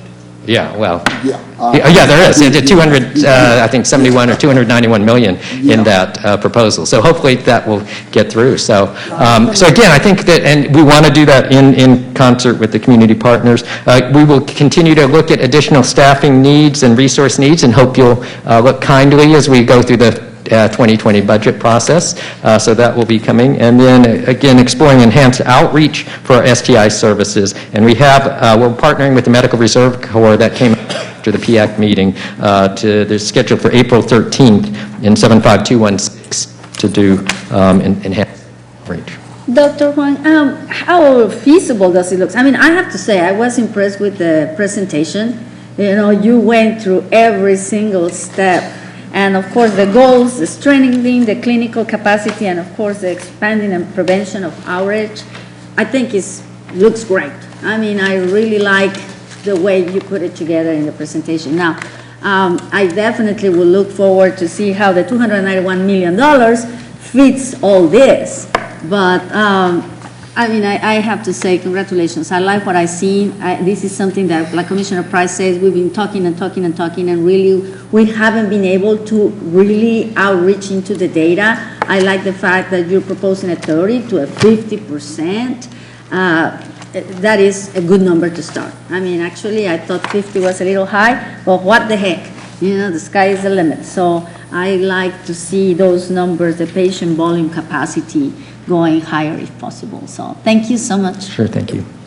What's nice is there are numbers that we can monitor and see how we're doing. Oh, yes. I mean, data is everything, because if the data is there, you know, the 291 can become 295 very fast. Well, don't show the thing, same thing. The data, we've talked about this in all of our meetings. The data is the data is the data. Want to see the plan, the operationalizing of the plan, and I'm going to keep going back to that whole piece with the heat map. The heat map just demonstrates visually something totally different. And when I look at I'm still on those 2008, and I know you have nothing to do with this. We have 2008 CDC numbers. And I'm still watching those particular diseases, 15 to 24, 70% African American and Hispanic in our community, 15 years of age to 24. I want to see a map, I want to see a plan, I want to see operationalized. Okay? Thank you, sir. Appreciate y'all's work. Reading through your report a couple of days ago, one of the things that struck me was the peak that happened in 2013, 2014. And through the variety of plans that you have put together, is that going to address that kind of a spike that looks like happens? You mean in terms of the numbers, or in terms of like our clinic services and things? Well, both. Because obviously you're attacking it Right. from a number of ways. Are these plans then going to, because looking at chlamydia, there is another spike happened in 2017.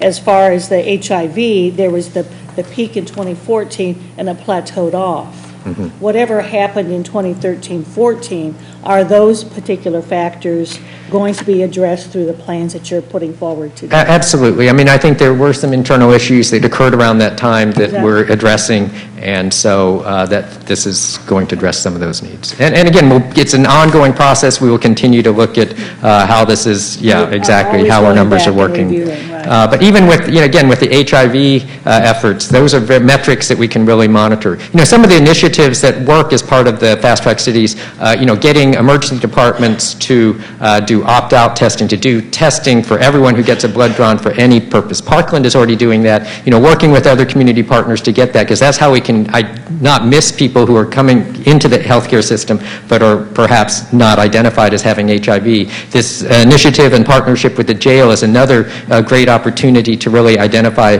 persons and get them in treatment while they're in the jail setting, and then try to link them to care as they're released. So I think, again, a lot of opportunity to reach some of these populations.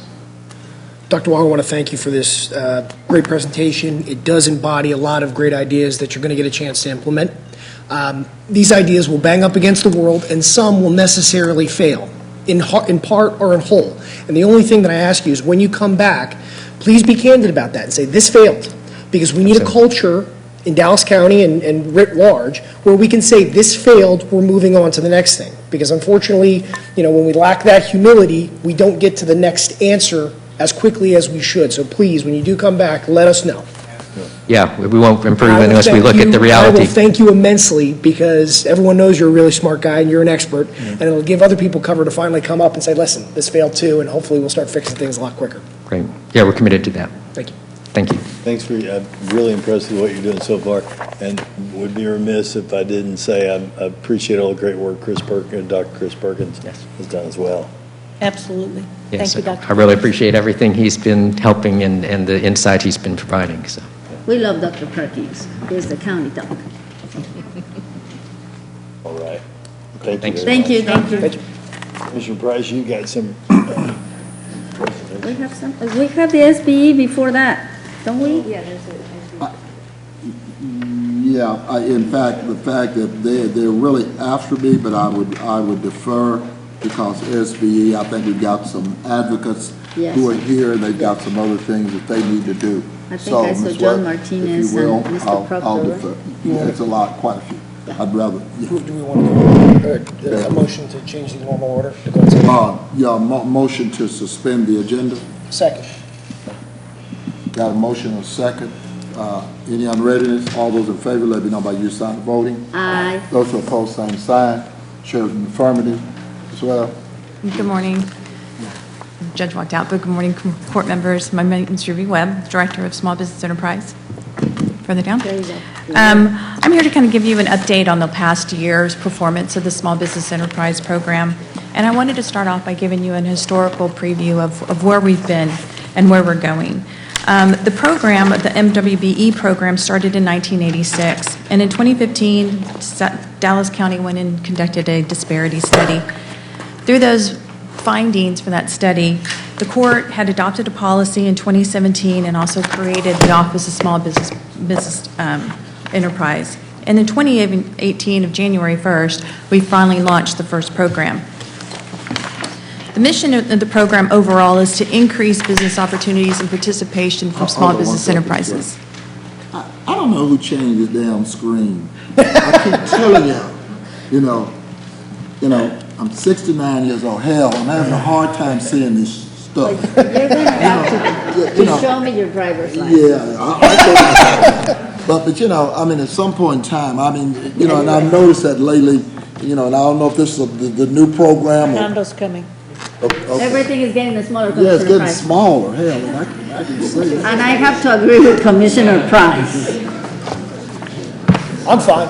I'm seeing just fine. Well, you were just born yesterday. Right? We need to see your driver's license too.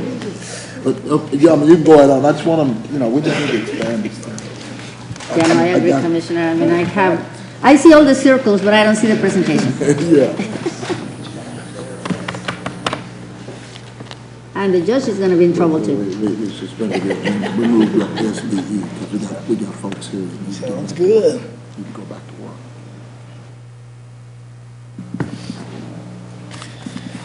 What will we do with that, Fernando?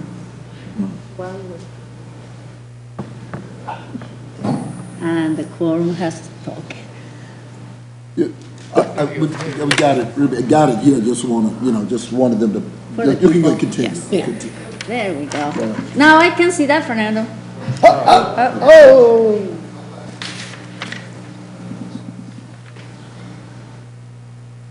There. Okay, now a little smaller. You see our equipment that we just need the new equipment? Okay. It's new? What do you mean it's new? Testing how to put him on the screen for the public too, and it's working, but we have to figure that out. Okay. Okay, Ms. Webb, wait, second try. Okay. Okay. So we want to start back on the program mission? Okay. All the circles and stuff at the bottom. Sesame Street, hell, I didn't need to see that. Go ahead on, continue. So the mission of the program essentially is to help increase business opportunities for our small businesses in our community, also increase their participation in the county contracts, create a level playing field so they can compete along with our large companies, ensure non-discrimination in our procurement processes, and ultimately conduct a disparity study to test the SBE program's efficiency on eliminating disparity in our procurement processes. The program guidelines based on the policy that was adopted in 2017 follows these parameters. One, the firm must be certified by one of the three agencies. Those three agencies that we have is the North Texas Regional Certification Agency, the Dallas-Fort Worth Minority Supplier Development Council, and the Women Business Council of South Texas. The size of the firm must be 20%, size and revenue must be 20% of the SBA standards, which means it kind of lowers the bar. Yeah, it does. And the amount that we have. Where did that, if it didn't come from God, where did it come from? Where did the number come from? The number came from when they went the outreach for the disparity study. This was an agreement that was made between the stakeholders and the county, and that was recommended to the court in the policy. But in the end, based on the calculation as we've all read through this, it creates compression. It does limit us on the amount of pool that we have, and that will be the next slide that I show. Well, okay. Go ahead. It sounds like there may be an agreement that, whereas, as Commissioner Koch said, we have ideas, sometimes those ideas fail, and it's important that we come back with our, and say, hey, let's try something different. Right. And mind you, this policy is continuing, it's a progress, it's growing, we're learning things, and we will continue to update those and modify it. So the policy is not set in stone. It's one of the things that as we go along, we're kind of fine tuning it. The majority owners of 51% net worth is limited to $3.2 million. This is in line with the federal programs. And that's a good thing, I like that. Yes. The businesses must be for-profit, and they must perform a commercially functioning use in the contract that we're bidding out. And then locally, they must have a local presence within the Dallas MSA. This MSA came out of the disparity study, which looked at the majority of the firms that we do business with, and they were found in the 4-county region of Dallas County, Tarrant County, Denton County, and Collin County. One other thing, too, just want to, because this will be brought up in a bit. For the first year, we accepted MWBE certifications, and the reason we did that was because they just started certifying SBE on January 1st of 2018. So we were allowing those certifications to come in as they were also going after their certifications for their SBE, along with an affidavit stating that they met all of the other qualifications. So we talked about the pool. We look at the SBE market, and when you look at that, we determined all of the certified vendors that are within our certified agencies, and then we went a step further and looked at those that are within the MSA. So within the county MSA, you'll see that there is 2,666 certified firms of MWBE and just under 1,600 for SBE. Now, this is our pool for just those that meet the SBE certification. When we put on our threshold of that 20%, it drops the pool even further. And so there's a lot of missed opportunities that we have to do business with other small businesses because of that threshold. Well, and we talked about also, and I don't know how much of a difference this would make, but you've got several counties that touch Dallas County that aren't included, and I'd argue there, that, for instance, Ellis County has more to do with southern Dallas County than Denton County does. So you've got, that aren't in our MSA, you've got, that touch the county, you've got Ellis, Johnson barely, Kaufman, Rockwall, Hunt, I guess that's it, that aren't included, that touch our county. Yeah, but, why would I include them? I look at them and I look at their, because they may have a minority-owned or small business. You got to be kidding me. No, they do not. Look where the activity levels are, and that's the four counties where the concentration is. You're talking about a 500,000 population when you exclude them. So you may have some there. Yeah, but I'm also looking at their policies.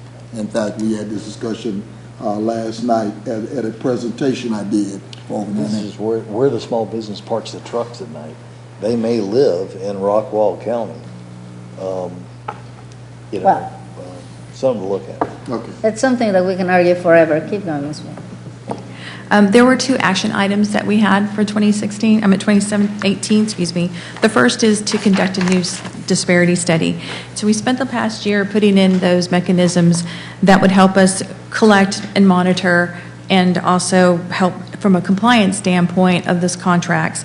And then we also will also be able to provide you regular reports on a quarterly, biannually, and an annually basis. We also were tasked with expanding our outreach and training efforts, and with that, we created, the court created the Small Business Advocacy Council, and there are members here today that I'd like to introduce. Yes. We have Mr. Sean Mardrad, which I always mess up on his name.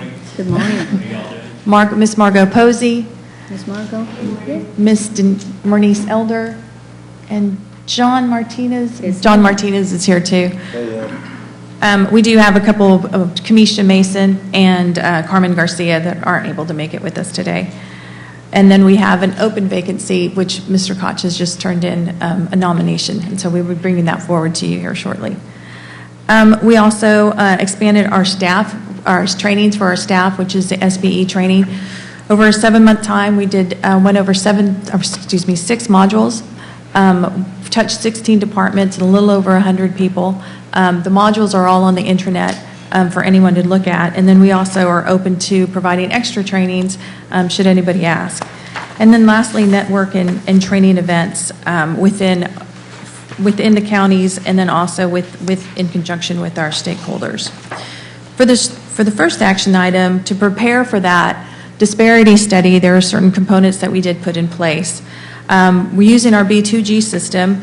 We've put into place our contract compliance system, successfully integrated the payment interface. During doing data integrity, we found a glitch, and the glitch was there was nowhere in the Dallas County where we were collecting all of the information from a contract cradle to grave. And one of those components that was missing was a contract compliance module within the Oracle system that we have with our financials. So we've spent the last year working with the county clerk, working with IT, working with the county auditor, and working with the DA's office to be able to map out that flow of how it would all work. We will be sharing that with Mr. Frosch tomorrow on the mapping, and then go forward with a solicitation to bring that module in place. And then also system training. How long do we expect that to take? For the full implementation, I'm hoping 4 months. But we've been collecting all the data manually, so to be able to upload that information, we know that we have it currently. The only issue that we have with that is until we can get that system up, we will be continuing manually inputting the data into the B2G systems. The importance of having Oracle is that all that information will be put into Oracle as the processes are going along, and that will eliminate any manual inputting into the B2G system when we're able to electronically switch it over. Well, Ms. Webb, I mean, I really, there's no way we can be successful if we don't have the tools that you need to put this program together. And the fact that your staff still getting things manually is a shame in all of us. Well, we found a workaround, and so we're getting progress, and we've found the issue, and we're making the fix. We've also have implemented a PO tracking system, which we're currently in the testing phases, along with our IT system and B2G. We have all the information. Once that's ready to go, we'll take all the information from last year's POs and upload those into the system. And then we'll hopefully launch the system by May. This system will track anything of a purchase that is $49,999.99 and below. The contract compliance module, we'll be monitoring anything that's issued by a formal solicitation. And then the last system is our vendor registration system. There are 2 key components to a disparity study. One of it is the utilization on how we're using these contractors internally. And then the other one is also availability. How many of those firms are ready, willing, and able to do business with Dallas County? And this registration system allows us to capture that information. Can we change the slide so we can follow Ms. Webb? I'm on that slide now. Action item 2 is our advocacy council, is our outreach efforts. So I've kind of mentioned this before. We have our advocacy council. It's a 7-member council. They meet on a monthly basis. Each one of them are very engaged with what we have. They are our sounding board with the community and bringing back information to us about what it is that the community needs from us, and then also providing the community information that Dallas County really is open for business. Their training efforts, we've talked about with our internal training. We have a compliance system training. We offer it online. If there is a large group, such as a construction, we'll bring everybody in the room together so that they can learn the system. And then also B2G, we offer, or the vendor registration system, we offer a one-by-one, one-on-one training. And then the outreach, we've started conducting in conjunction with Public Works pre-project meetings. We've conducted 2 so far, one with the City of DeSoto, the second with the City of Saxe. We're getting ready and gearing up for one in conjunction with Grand Prairie. And then afterwards, the next one will be with the city of Mesquite. With regards to the SB training, internal staff, 7 months, 16 departments, about 100 people, what does the department need in terms of making that mandatory? Because that doesn't even begin to touch the departments in Dallas County, 16 departments. Really what it is having everybody within the county subscribe to the SBE philosophy and understanding that there is a procurement process. And part of that, too, is making sure that our department and the purchasing department are working hand in hand, and that we are both going together explaining to them that this is part of the procurement process. I'm trying to get to mandatory, but for either one of you, I'm trying to see what does the departments need in terms of drive that to mandatory. Around. We can make it mandatory for the departments that report to us, and then we can strongly encourage your support for elected officials. Well, these 16 departments, those departments that primarily report to us, ain't it? Yes. Yeah. Well, I'm trying to get that and beyond, And so I guess I'm asking you to fashion whatever it takes to drive them to this process. Otherwise, They keep going the same. We'll do that on both. Okay. Well, and there's nothing like success, because what you're doing is building something that's going to work. And if the other departments can see that, in fact, it does work and is in a more efficient way of a standardized process, and then whatever we can do to help, I know you've got that too. Okay.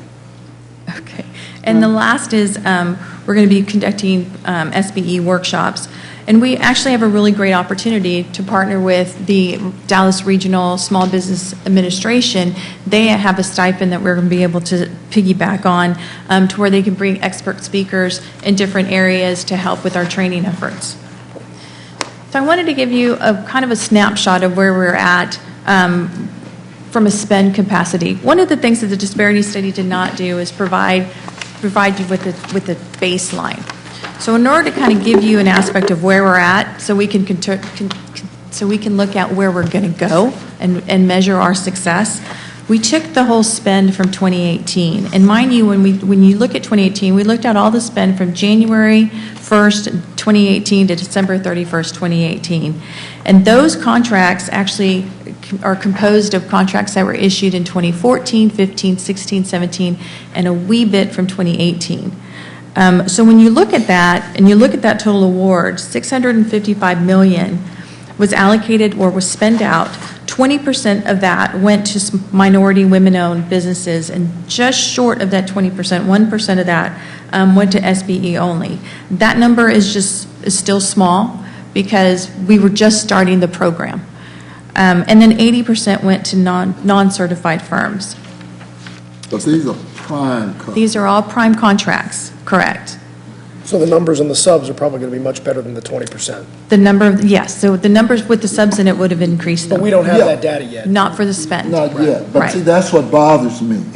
Just the fact that we can say that the number for the subs is much better than the prime gives me pause. I mean, that means that most of the sub numbers, that means we're always relegated to the sub position. At what point in time do we get to be primes? That's the objective. Right. Okay. Isn't part of that in encouraging and helping in the growth? Well, because it's size that's the biggest difference. It would be the there, size. right? And if we go to the next slide, the award. Now, the award slide, this contains contracts that were issued in 2018. These were contracts that went through the solicitation process and that came to court for approval. So this is based on award only because we're just now collecting the payment data on those contracts. So if you look at that, in 2018, 78.5 million came to the court for approval. This was broken down into both prime and subcontractors, and it was a 70-30 split. 70% to prime subcontractors, 70% to prime, 30% subcontractors. Of the 70% in the prime, 12% was allocated to SBE, And of this 30% to subcontractors, 44% was allocated to SBE. Now, Commissioner, you brought up a good point. Part of the issue is that threshold of 20%. So when you look at that, we really are looking at very small businesses, and majority of those are going to fit because they don't have normally the capacity to take on the bigger projects. So we're going to look at that threshold, that 20%, and see if whether or not that's a deterrent, and if so, how higher do we need to bring it so that we can pull more SBEs into that prime pool. But how much more do we have to look at that? Apparently, whatever we've done, apparently it's impacted. So my position is, how do I get rid of the 20% and how fast? Well, we're going to be looking at that with our advocacy council, and we hope to have something back to you by May. By May? By May. Okay. Because we want to be able to improve this process as far as quickly as possible. But one of the things you need to look at too is that, we understand that a lot of the small businesses are going to be in the subcontracting because of just the dollar amount and the nature of it. So our job is to encourage the SBE participation, encourage it on the subcontracting side as well as the prime, so that this way we can build those subcontractors up, build their capacity, and have them graduate out of that small area into a bigger prime.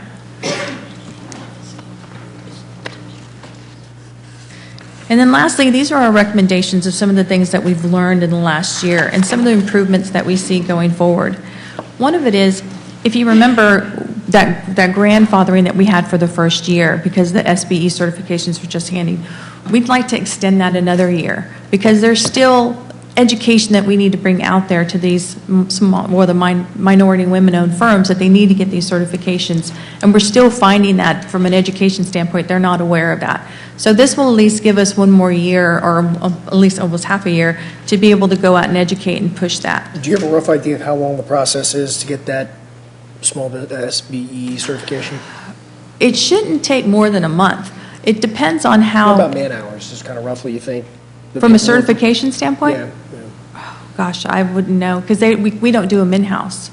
So it usually takes about a month because. On the part of the business, what are they telling you? What's the feedback you're getting regarding how long it takes them to get the paperwork? They can get it anywhere from a month to 6 months. It depends on whether or not they're submitting the correct paperwork. And then there's also a visit, an on-site visit that takes place as well. So that's coordinating that on-site visit.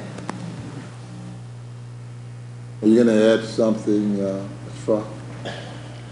It's my experience, it's 3 to 4 months typically. It's detailed to go through the SBE review because you have financial reviews that are required. So it takes it's a lengthy, that's why we're asking for an extension of the hybrid of the MBE and SBE policy to ensure that we don't miss out on some opportunities while this region grows into the small business market. Because we've been the women and minority business market for such a long time until DFW had their study that came out with a hybrid of MBE and SBE, and then Dallas County followed behind. So certification agencies and the community still being educated on the necessity of that. And we don't want to miss out on counting what the good work is going on in the county in the interim while we're catching up. And mind you, this is the first time that the North Texas Certification Agency ever issued an SBE. So the only reason they started doing it is because DFW and our program are now requiring it. So we want to extend that for an additional year. We also want to, again, revisit that threshold, see if whether or not, how is that deterring us exactly, and then whether we need to increase it or do away with it altogether. We want to give another year and really push our vendor registration. And the reason why we want to build that is because when we have a robust enough registration pool, then we can start doing goal setting. Instead of having this, arbitrary 40% goal, we can actually start setting goal on a contract by contract basis. Also, we want to help with those agencies build that certification pool. You see it right now and we're at 1,600. We really need to increase that pool. There are some firms out there that just don't want to certify. And so, it's our effort to go out there and explain to them why it benefits them and how it benefits the overall community.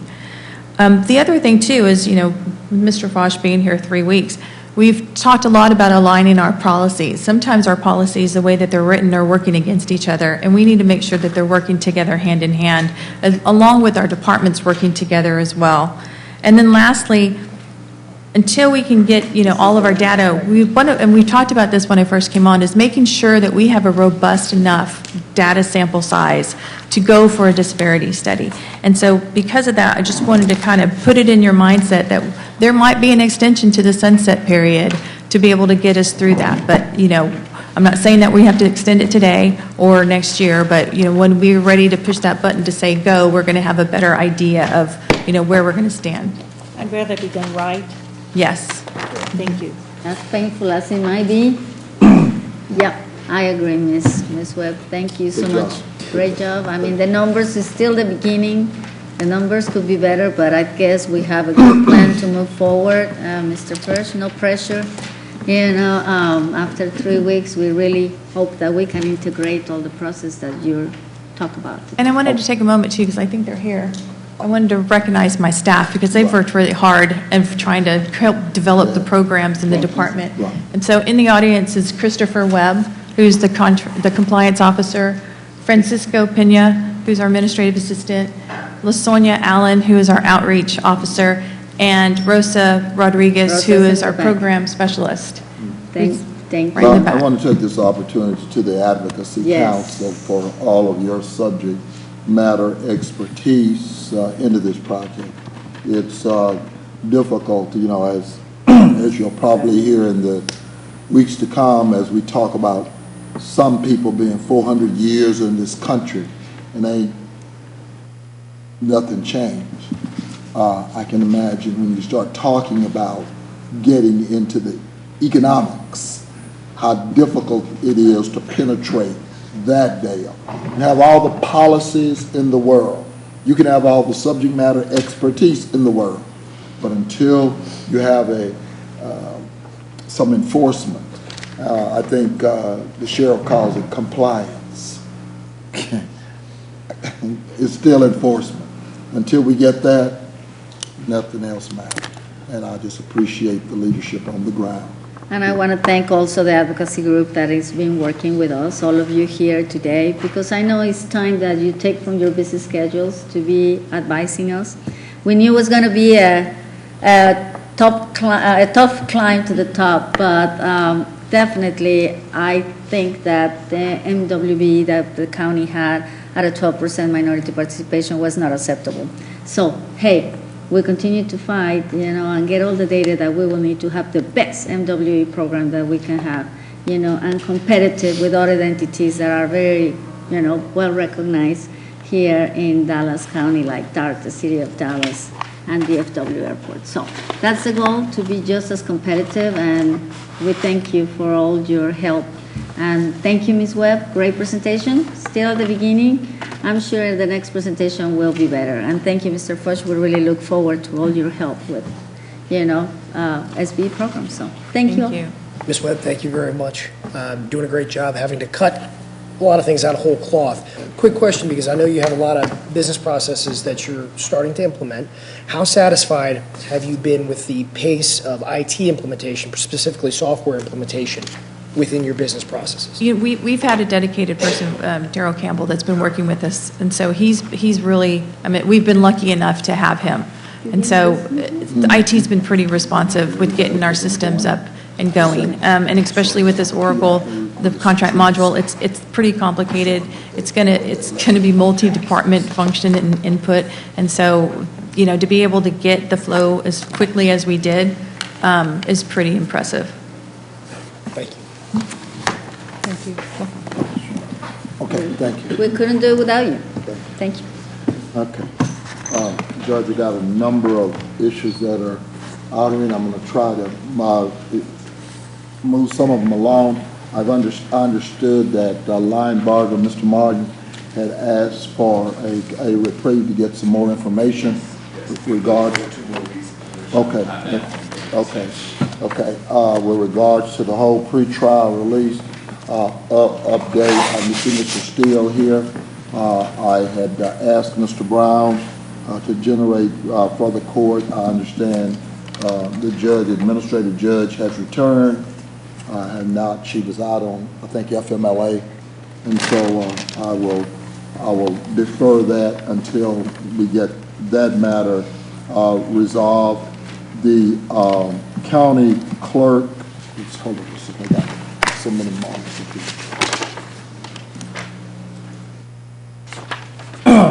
With regards to the criminal district court, the magistration process, it was clear to me, and I guess somebody needs to respond to this, Mr. Judge Roden or someone. The magistrates in the lawsuit basically appear to be being represented by the county. Am I correct in that assertion? Because we got that letter last week or 2 weeks ago that said that we are not to communicate with certain staff in. Oh, no, we're the counsel for the magistrates. in that Okay, lawsuit. for the magistrates, okay. And so that's who we are conferring with. We're conferring with the magistrates when what they're doing in terms of their process and how many individuals, they're, so, okay. Just wanted that to be clear on the record.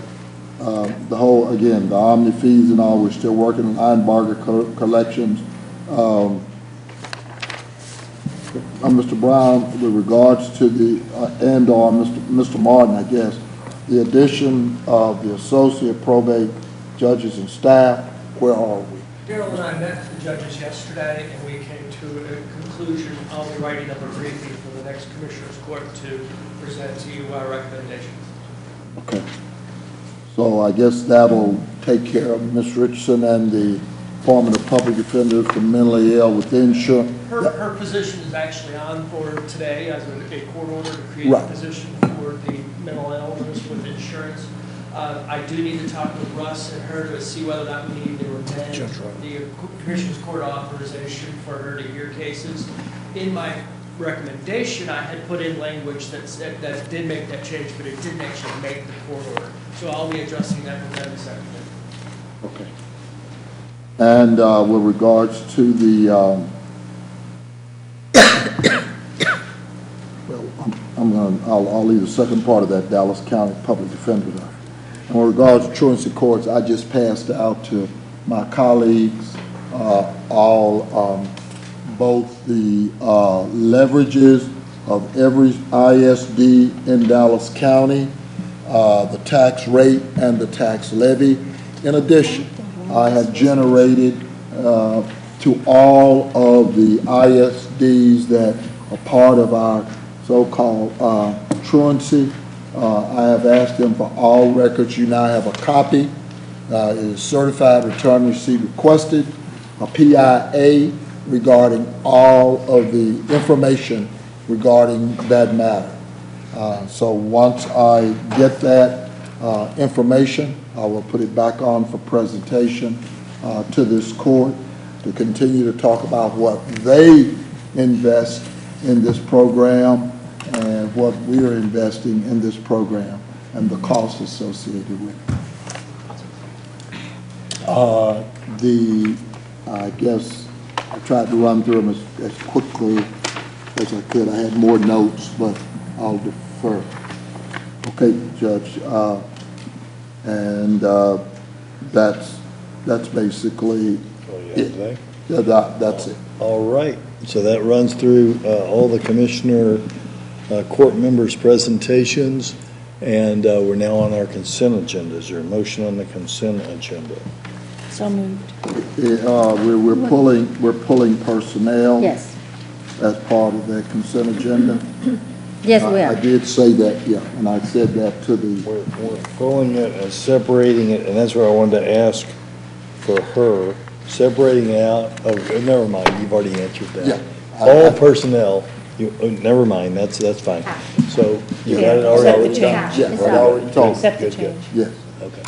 So, with regards, with everything except personnel number 9, Judge, I move. And someone want to second that? Second. Any readiness all? Moved it, but that's fine. Oh, okay. Well, whatever you. Either one. Either one. Doesn't matter. Okay. Sorry, I missed that. Signify by saying aye. Aye. Any opposed? Motion carries unanimously. Show for the record, Commissioner Koch was, I think, ran just show that he wasn't there for that vote. All right, and the next vote we have is the bids, I think. Let me check. No, personnel action is. Oh, that's before- right. We got personnel action before us. Is there a motion on the personnel? That's so moved. Yeah, Commissioner Koch, there's been a motion on personnel. We passed the non-controversial consent agenda that someone wanted to pull. Personnel, there's been a motion. Do I hear a second on personnel? Who moved it, I'm sorry? Commissioner Daniels, Commissioner Daniels second moved. by Commissioner Koch. Is there a second for personnel? I'll second it for purposes of discussion, and those tell us. I don't have a problem, I'm just pulling, I'm voting no on 2510. Okay, and Commissioner Garcia is juvenile. We're working with the juvenile department, but hey, we still not enough, Latinos and diverse group of people there. Oh, we're moving along, got it. All right. We didn't take the vote. Okay, any other discussion on this? Well, and with all due respect, I understand we have the opportunity to select and choose whoever we want, but I did confer and told them of my intention, and so I just wanted the record to be clear. Any And I agree with Commissioner further- Price on that one as well. Any further discussion? All those in favor signify by saying aye. Aye. Any opposed? No, No on 2510. non-juvenile. Okay, so what we have is, I believe you're a yes on everybody, but. Yeah. Okay, so we probably should have broken that into two, but what you've got there, just to fix it for later. I just wanted the You've record. got a 3-2 on 2510. You've got a 4-1 on everything else, okay? Your 4-1 includes Commissioner Price. And Garcia was against personnel. Correct, on both. Okay, so next we have, let's see what I have next. Award the bids. Yeah, I got award of the bids, okay. So moved. Second. Any discussion? All those in favor signify by saying aye. Aye. Any opposed? Motion carries unanimously. Okay, next we have, let's see what we have next. K1 through 37, and addendums 38 through 40. Alberta, did you give me the answer to 30 yet? Not Yeah. yet? Yeah, You did? Voting's not coming You up. sent me something? Okay, yeah, great. you got it. And pulling 33 for separate vote, pulling 4, okay, hang on a second. It is K1 through 37, addendums 38 through 40. Pulling out. Pulling 33 for a separate vote, and That's it. okay. Okay, I do have, okay, I'll move it, I'll move all of that, pulling 33. And I second. Okay. And, okay, yeah, that's great. And, go ahead, I'm sorry. Jim. So on, just to clarify, because there was a community concern, and you've answered the question, Alberta, but the community concern, well, I'm having a heck of a time reading, but basically it was something to the effect of a concern about grandfathering of old homes or existing homes or something in the floodplain with our new regulations. And there's not a change to the grandfathering of No. existing No, there's no structures. I realize, I'm just saying this for the record. Right, there's no change. So to the extent that there's any incongruity between paragraphs of section 4 and other sections, it's not our intent to change. I'm not sure there is, but if there is, it's not our intent to change the grandfathering of existing buildings, correct? No. Okay, great. With regards to 34, either the sheriff and or purchasing, I generated a number of emails back and forth with those law enforcement uniforms. Have we come to any resolution? I know this is price adjustment and extension, number one. I just want to make sure that we're satisfied in basically the deliverance and satisfaction. Sheriff, y'all, I know they had a problem as far as I hadn't communicated with you, but there is a litany of emails that I've gone back and forth with regards to the department. And I just want to make sure the users are okay with where we are. So all the excuses going back and forth, have those all been resolved? Yes, sir. Yeah, they're working them out. Okay. So they're working them out. That doesn't kind of get me there. So, Mr. Ross, are you familiar at all with? I'm not familiar. Well, but and it would change vendors, and then one vendor purchased another vendor, and then I began a flurry of emails back and forth, and they began to respond based on the emails. Not only they have complaints with regards to the sheriff's department, but with other law enforcement constables, other people were beginning to have problems. I started seeing some explanations and or excuses as far as I'm concerned. So I just want to make sure the user department are getting the kind of satisfaction in terms of the production as expected and as intended.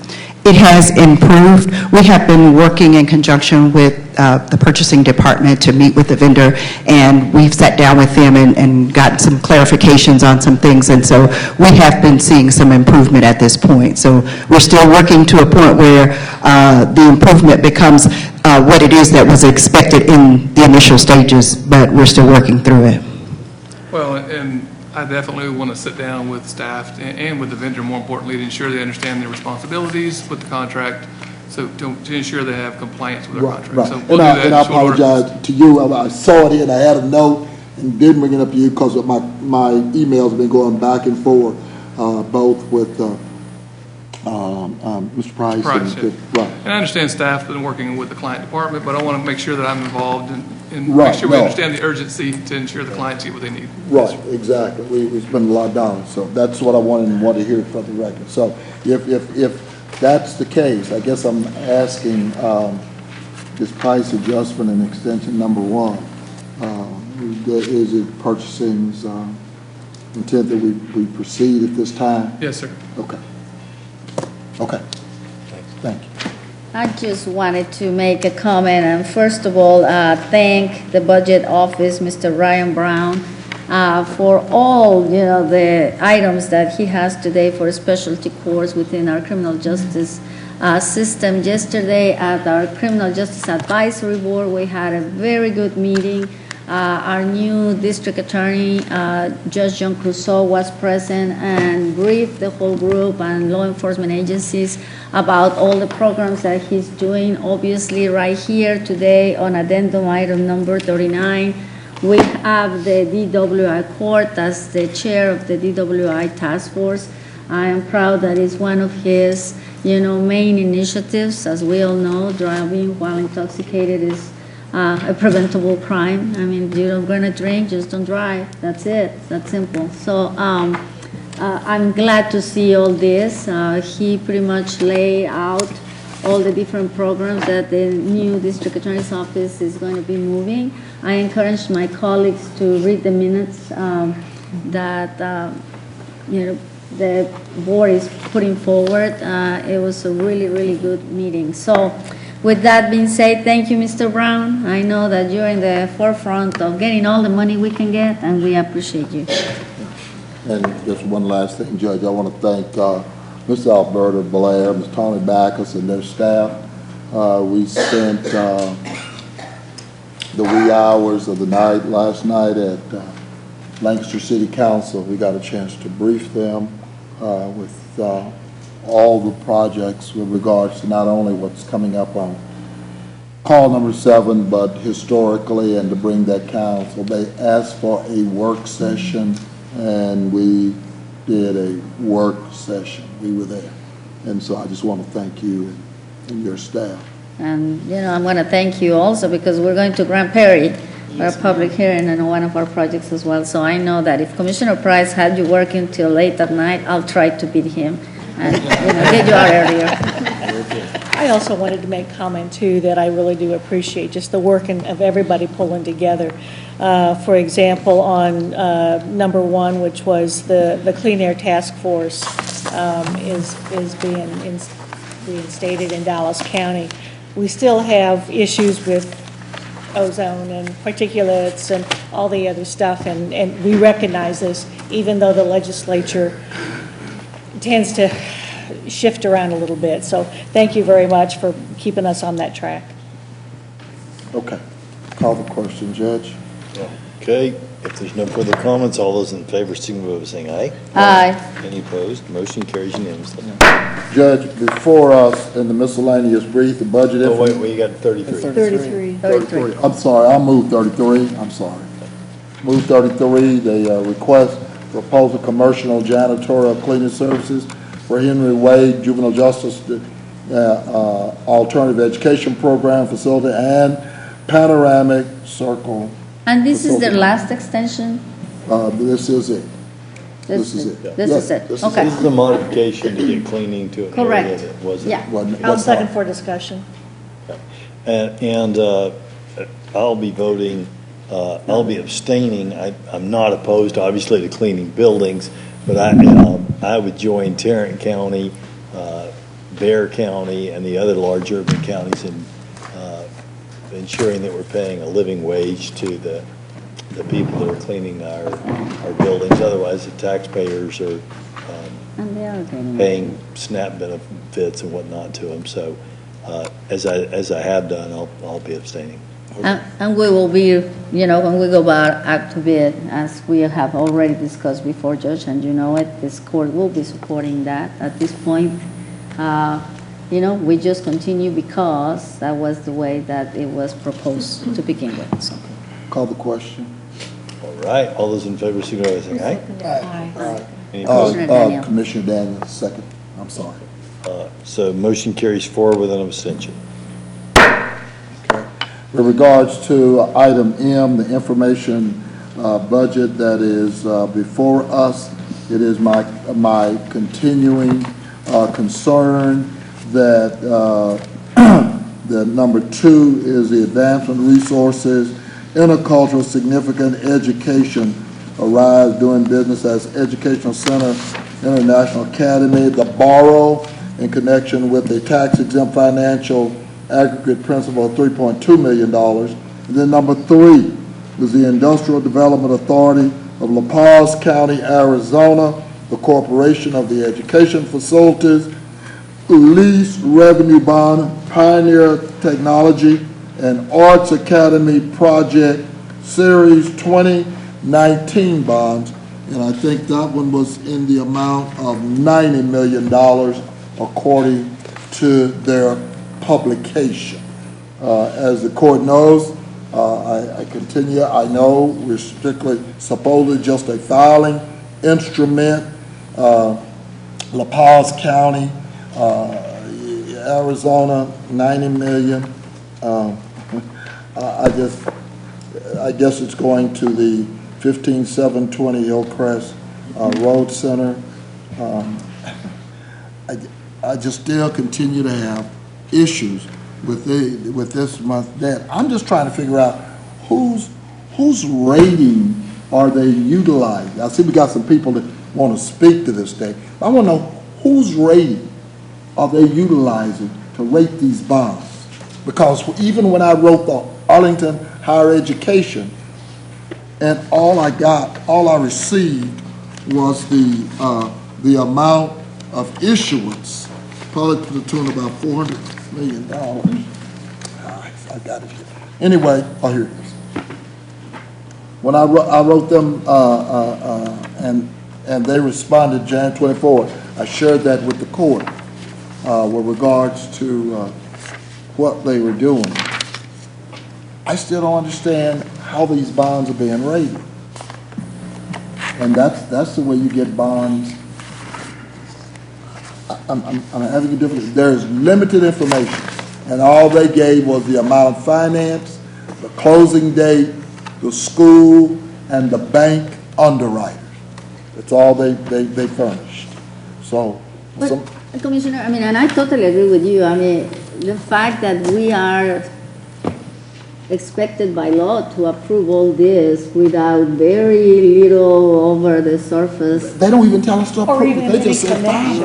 Right. Yeah, they just say file it. Correct. The code So- just says file it, we've got to go do our research, we've got to find out, and I'm just having the difficult, time understanding that, we're seeing an invasion in our community of these schools, and if that's personal opinion, I see very few of them really north of I-30.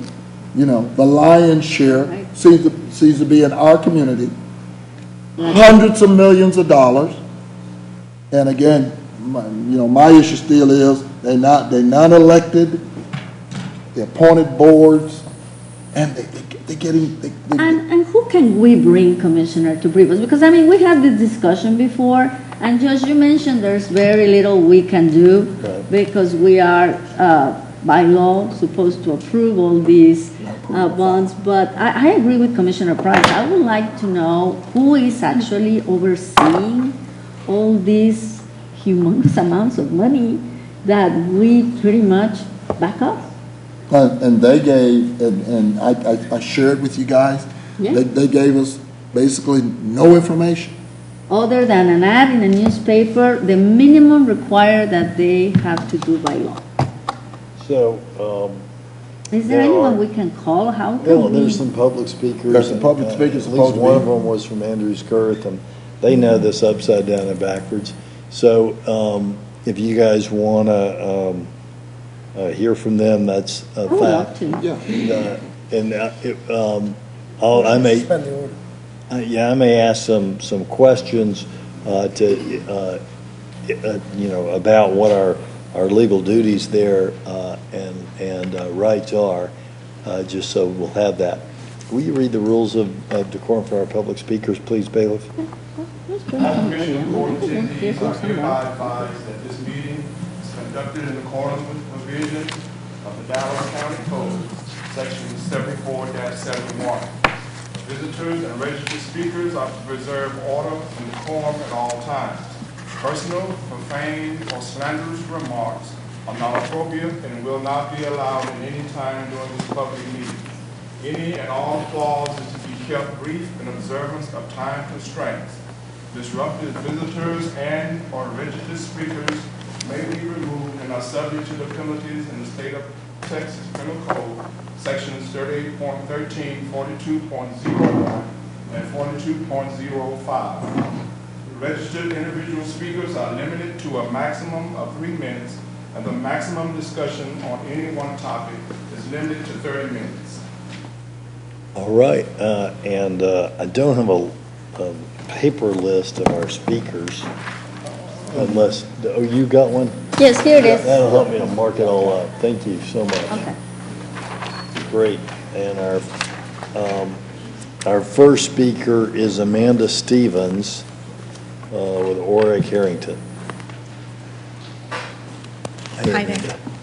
My name's Amanda Stevens. I'm with Orrick Harrington and Sutcliffe. You want to pull that mic up? Yeah, of Stevenson, course. please? Okay, thank you. We are doing the financing for, Again, give your name and your address and who are you with? yes, my name's Amanda Stevens. Our firm is out of Houston, Texas. I'm with Orrick Harrington and Sutcliffe. Okay. We are doing the financing for Education Center International Academy. So that's number 2 on your agenda. They are not actually issuing bonds, they're doing a loan. So just with a bank, but they would like to receive a tax exempt rate on their loan. So that's why we are going through the public hearing process so that they can get a tax exempt rate. The public hearing process and this process is designed so that the public has some say in the projects that are in their community. We had the public hearing and we did not have any feedback from the community either in writing or in person. ECI has operated in Dallas County since 2001. They currently operate 3 schools. The school that we are financing at this time, they currently operate in a leased facility but would like to I'm not purchase. going to hold this against your time. I'm going to ask you some questions. Of course. Tell me the name of the 3 schools that they operate. They're all under ECI Academy. One is in Sunnyvale, one is in Rowlett, and I cannot remember the third one off the top of my head. That's North Dallas. Yes, this is North Dallas. But okay. East Dallas. Yes, northeast. Northeast. Yeah. Okay. But the court has previously approved their 2017 financing, which they purchased their Sunnyvale campus, and now they would like to purchase a Rowlett campus for their school to move into, and that would provide savings over time so that they could put more dollars back into the classroom. Let me stop you again. Of course. The court is not approving, just by way of clarification, the court is not approving anyone's plans. What's Right. happening is there's a requirement on the law that you file it with the highest elected official in the county or jurisdiction, that's me. So I'm accepting your filing, and I'm putting that on the court's agenda so that we're aware of that, and we're following the law, which says we accept your filing. Of course, and, of course. And the concern is that the IRS code just says we have to file it. Of course. That's it. My concern is, and while, Commissioner Carr, tongue-in-cheek says in North Dallas, you got a handful, but I'll guarantee the lion's share of what we have been doing through the Arlington Higher Education Finance Corporation. And the last one I saw the other day was on Daniel Dale Road, this Village Tech. I happen to, but anyway, there's 30 of them. 30 of them. Okay. And what I continue to see is, again, the lion's share of this is in our community. The 106 million, and this is, like I said, not just about you. It's about the fact that all we do is file this. We know nothing about anything other than, as you say, have a hearing. Well, I generated a letter to this corporation, and I got basically no information. They said, and the letter was quite lengthy and detailed under the Open Meetings Act. What I asked, they said, this is all we have. Okay. The issues, which, if my budget director, all of us were scrounging the papers, like you say, the hearings, nobody shows up. At all of the hearings, there being zero participation. That's by design. That's by design. If you have that hearing down here in the commissioner's court, I'll guarantee you, we'll have some people here. Okay. But if you have it, in the back of you're not going to get anybody. You're going to have zero sign-in, you have zero participation, and still they have over, the last time I checked with this one, we had over $400 million worth of debt. How do you get this certified? I mean, how are you certifying the ability to issue debt? Well, whose credit? Is it, because I asked that basically from the Finance Corporation, in fact, and I really didn't get this. So I didn't know whether they were utilizing the city of Arlington's credit or if they got some other credit. I'm just trying to figure out whose credit are they using? Yes, of course. So the Arlington Higher Education Corporation and all the conduit issuers that issue these type of bonds are purely pass-through entities. So you're not using Arlington, the city, you're not using Dallas County, you're not using the issuer. You're actually using the underlying borrower, so the school. So everything is based on what the school can handle. So for example, in Village Tech, the bonds were sold based on the credit of Village Tech. Has nothing to do with Arlington. Arlington just acts as the conduit for the IRS purposes because 501c3 funds require a governmental issuer, and so that's the process that we use. But before and Village Tech happens to be in my district. Okay. Off of Daniel Dale. Yes. Hell, I saw all of the remodeling. I didn't know what it was, so I decided to stop and walk over and see what was going on. But my point is, I never heard of Village Tech before all of this. Mm-hmm. And then I looked up, and here they were on the so when you say their credit, where else are they? I mean, where? I guess that's I'm perplexed. So Village Tech, my understanding is they only have 2 campuses. One that was financed through a new market tax credit and the one that was financed through bonds. So it's just based on those 2 campuses only. They're sold to bond investors, and bond investors determine the risk, and that's how they price the interest rate that they get. So ultimately, it's the bond investors set that price and set the risk on their investment. So, Ms. Stevens, I'm guessing that you are in the, not the litigation section. So this is a delight to get to speak in front of the court. Quick question, just for public edification. I mean, there is no situation with any of the pastor entities would end up taking liability for any of the losses that would come with one of these bonds if they were misrated or if they were properly rated, and then just, events occur and somehow these bonds can't be repaid. There's no risk on the part of any of these government entities. That's correct. They're purely passed through, and they're fully indemnified for any actions unless for some reason they had willful misconduct or fraud. But otherwise, they're fully indemnified from any losses or any unpaid bonds. It's purely the obligation of the borrower, which in charter schools cases is the school. Right. So this is our magisterial duty. We have very little. We have nothing we can do about it. We have to approve this. If the public hearing is properly placed and it's properly placed on our agenda, there's nothing up for us to do really.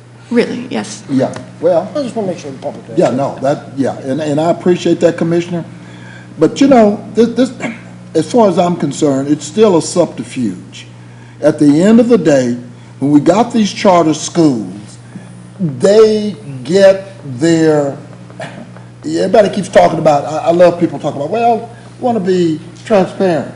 We want to talk about taxpayer dollars. Well, they're getting taxpayer dollars at the end of the day. You're right. They're getting taxpayer dollars to fund it. Because of the federal tax creation of the tax-free. Exactly. Okay. And that's all. And that's the only reason I'm querying, what's going on. Because as I said, and in addition, we know. I think last year DISD. I'm back to that deal a few minutes ago. I think last year that was a siphon of about, I think, right at $1 billion in terms of dollars that went to charter schools. So what are our options on this? No, we have no options. I got it. I just want to air, but that has nothing to do with me airing it and being on the record. We have no options. As the judge said, we just filed an RS code. I didn't just start asking about this because of this. I've inquired for years about it, and that's the only reason we're discussing it. So we have no options, but I just wanted at least to be on the record saying that we're passing through a lot of money. I understand. I've been asking questions We have too, but that absolutely doesn't no knowledge of anything.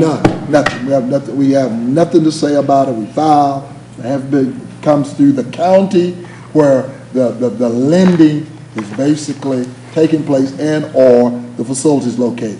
Reminds me of something else called the Health Facilities Corporation that I voted against 34 years ago that came out of a little county called Bell County, which I don't know where the hell it was, but the law said they can utilize any health facility corporation to finance everything from living centers, exercise centers, to hospitals, and what everything says. So we have a North Central Texas Health Facilities Corporation, but if they don't want to use it, they can go to Bell County.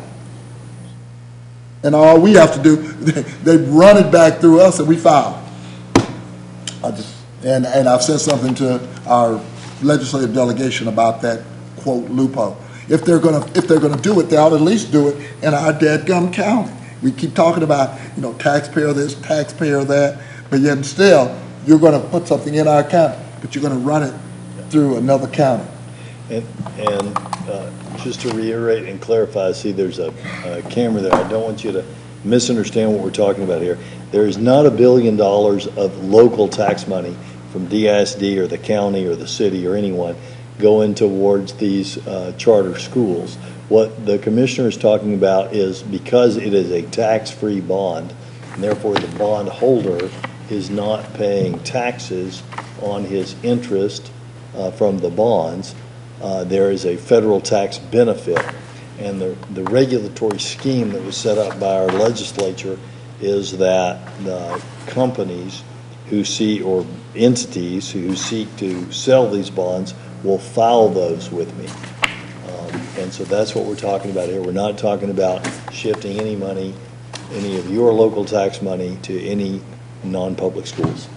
And you've still got some time if you'd like to speak about this. No, I have some booklets on conduit financing and tax exempt financing, if anyone's interested in those as well.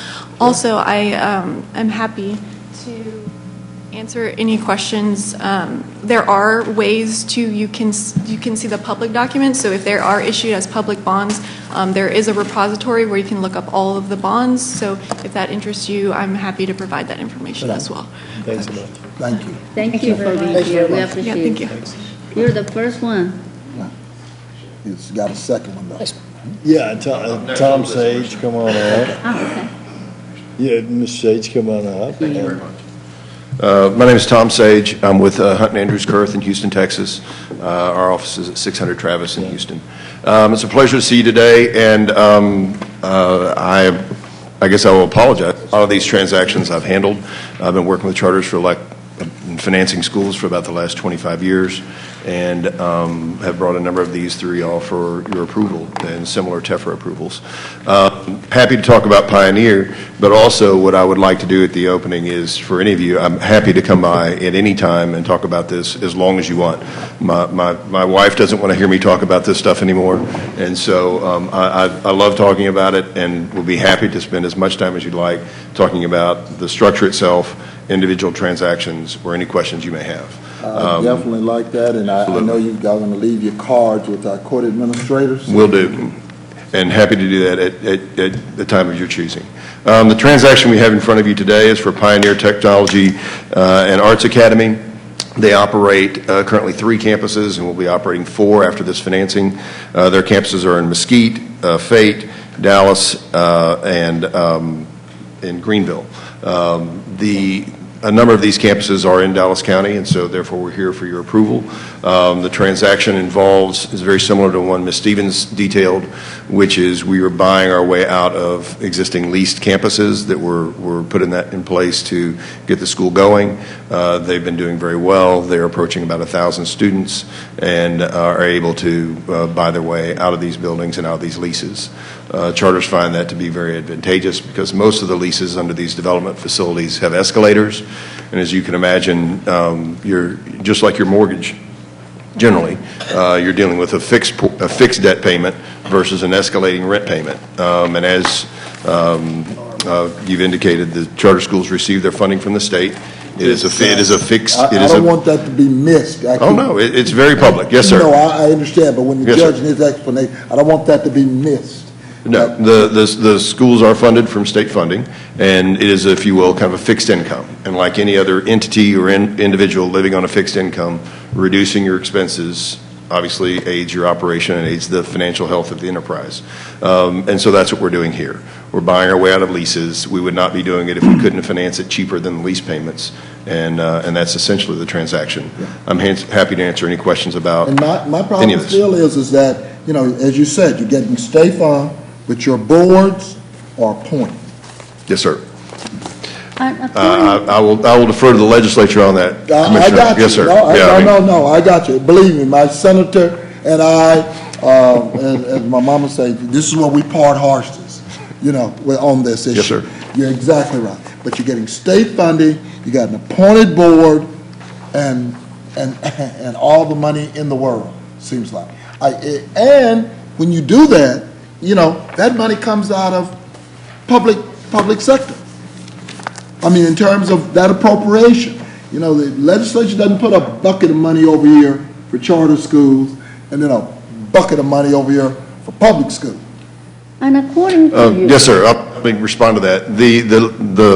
And I'm actually not trying to engage in a debate.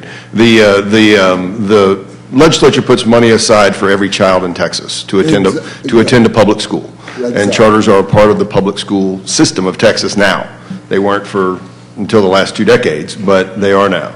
The concept there is to, and again, I don't want to get into a big debate, but the concept is that until charter schools came around, the only choice people had were to attend schools, private schools that charge tuition. And the goal, at least initially, and I think remains so largely, you see bad behavior in any enterprise, is to provide lower income folks a chance to choose a different option for their child. Whether they choose it or not is up to them, and the schools are dependent upon that choice to stay open. The children can leave at any time and attend the local independent school district schools, and there's no tuition charged. So it's just, I always think of it that the student represents X number of dollars from the state, and wherever that student goes, the state dollars go. It's called backpack. I know exactly how much each one represents. Yes, sir. But the other travesty, and like you said, we now get in a debate about it. But if that charter school decides they no longer want that child, guess what? They wind back up in the public school. We have no option. Exactly. There are schools that are less responsible than others, just like individuals. Yes, sir. Well, and just reading chapter 4 of what we just got from Ms. Stevens, according to this, most of these entities have little or no asset other than the transactions, may be in default or insolvent identifications. Moreover, public entities, us, we're only the conduit borrowers that may not have the legal authority to provide indemnification to another party. Therefore, it means that if you all fail, your corporate parent or other credit-worthy party is to accept the indemnification. Given that I didn't render that book, I will say that I believe that's talking about the conduit issuer, not the school. Correct. No, that's the conduit issuer is not, the conduit issuer receives usually fees somewhere in the range of $15,000 or $20,000 to provide this service. They are not compensated, and nor do they get the income to offset any risk. So they take zero risk in this. They're fully indemnified by the school. They have no obligation on the debt. So in this case, the issuers, the La Paz issuer, the Arlington issuer, or any of the issuers you see come across, they're created like a Health Facilities Development Corporation. There are a number of these that are authorized under state law. There are Health Facilities Development Corporations, Industrial Development Corporations, Cultural Education Finance Corporations, and Higher Education Finance Corporations. And this is how we finance things like, other than charters, like SMU. Private colleges, private schools, private universities are financed in a similar way that we're doing this today. And so these are created on a state-by-state basis to facilitate financings for 501c3 entities. And that's correct. The conduit issuer is not looked to for any assets or any credit support. It is 100% on the borrower, in this case, the charter school. Thank you for appearing. And please contact us. I will get it to y'all, and I'm happy to come talk to you at any time. Okay. Thank you very much. Yes. And we've got one more public speaker today. Good to know. Thank you. And by the way, I see Hunton and Andrews and Kurth. I didn't even know those guys had merged. Never-ending mergers of law firms. And our last public speaker today is Richard Sheridan.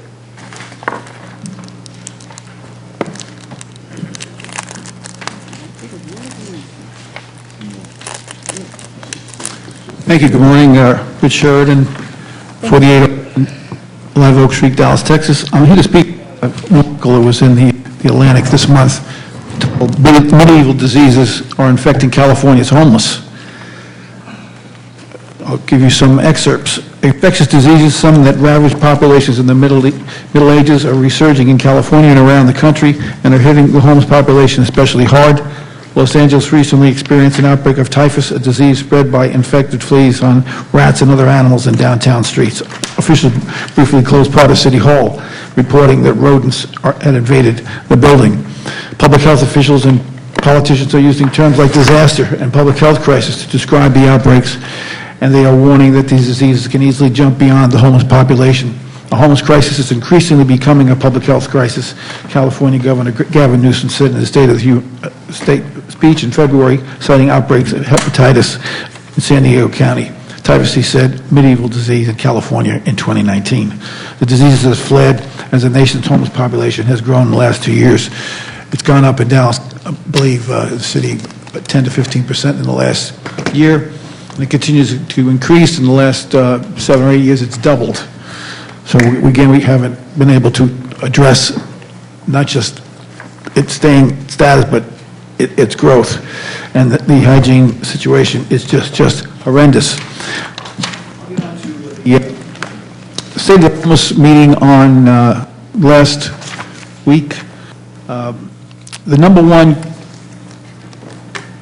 lack was the actual number of homeless. If you don't know the number of homeless, then how are you going to be able to address the homeless situation? The article in the Morning News, number of homeless continues to increase, and Tarrant County has a population similar to Dallas County, a horrifying number, 15,000 homeless children. We know that there's about 1,000 homeless DSD students, so what is the actual number of homeless children? Again, it's on the rise. So we need to know, number one, what the real number is, and number two, the director of a shelter said that the fastest way to get the homeless off the streets of Dallas and in a safe environment, emergency shelters. And if we don't do that, if this disease come to Dallas and Dallas County, then it'll be just set up for a major public health hazard. That's all I can put it. And it does come down to money. Directly to people, I've said this a number of times, have a major fundraising program, make them aware of the current situation and what might come, not just scare cat situation, and keep the change for homeless throughout the major retailers. We could generate 10, 15, 20 million a year, if not more, if we do it properly. So again, thank you very much, and let's pray that this doesn't happen in Dallas. Thank you. Thank you, sir. All right, that concludes our public speakers. We will now adjourn for our closed session and discuss matters that have been previously posted under Chapter 551 of the Government Code, and any action as a result of that closed session will take place in the subsequent open session.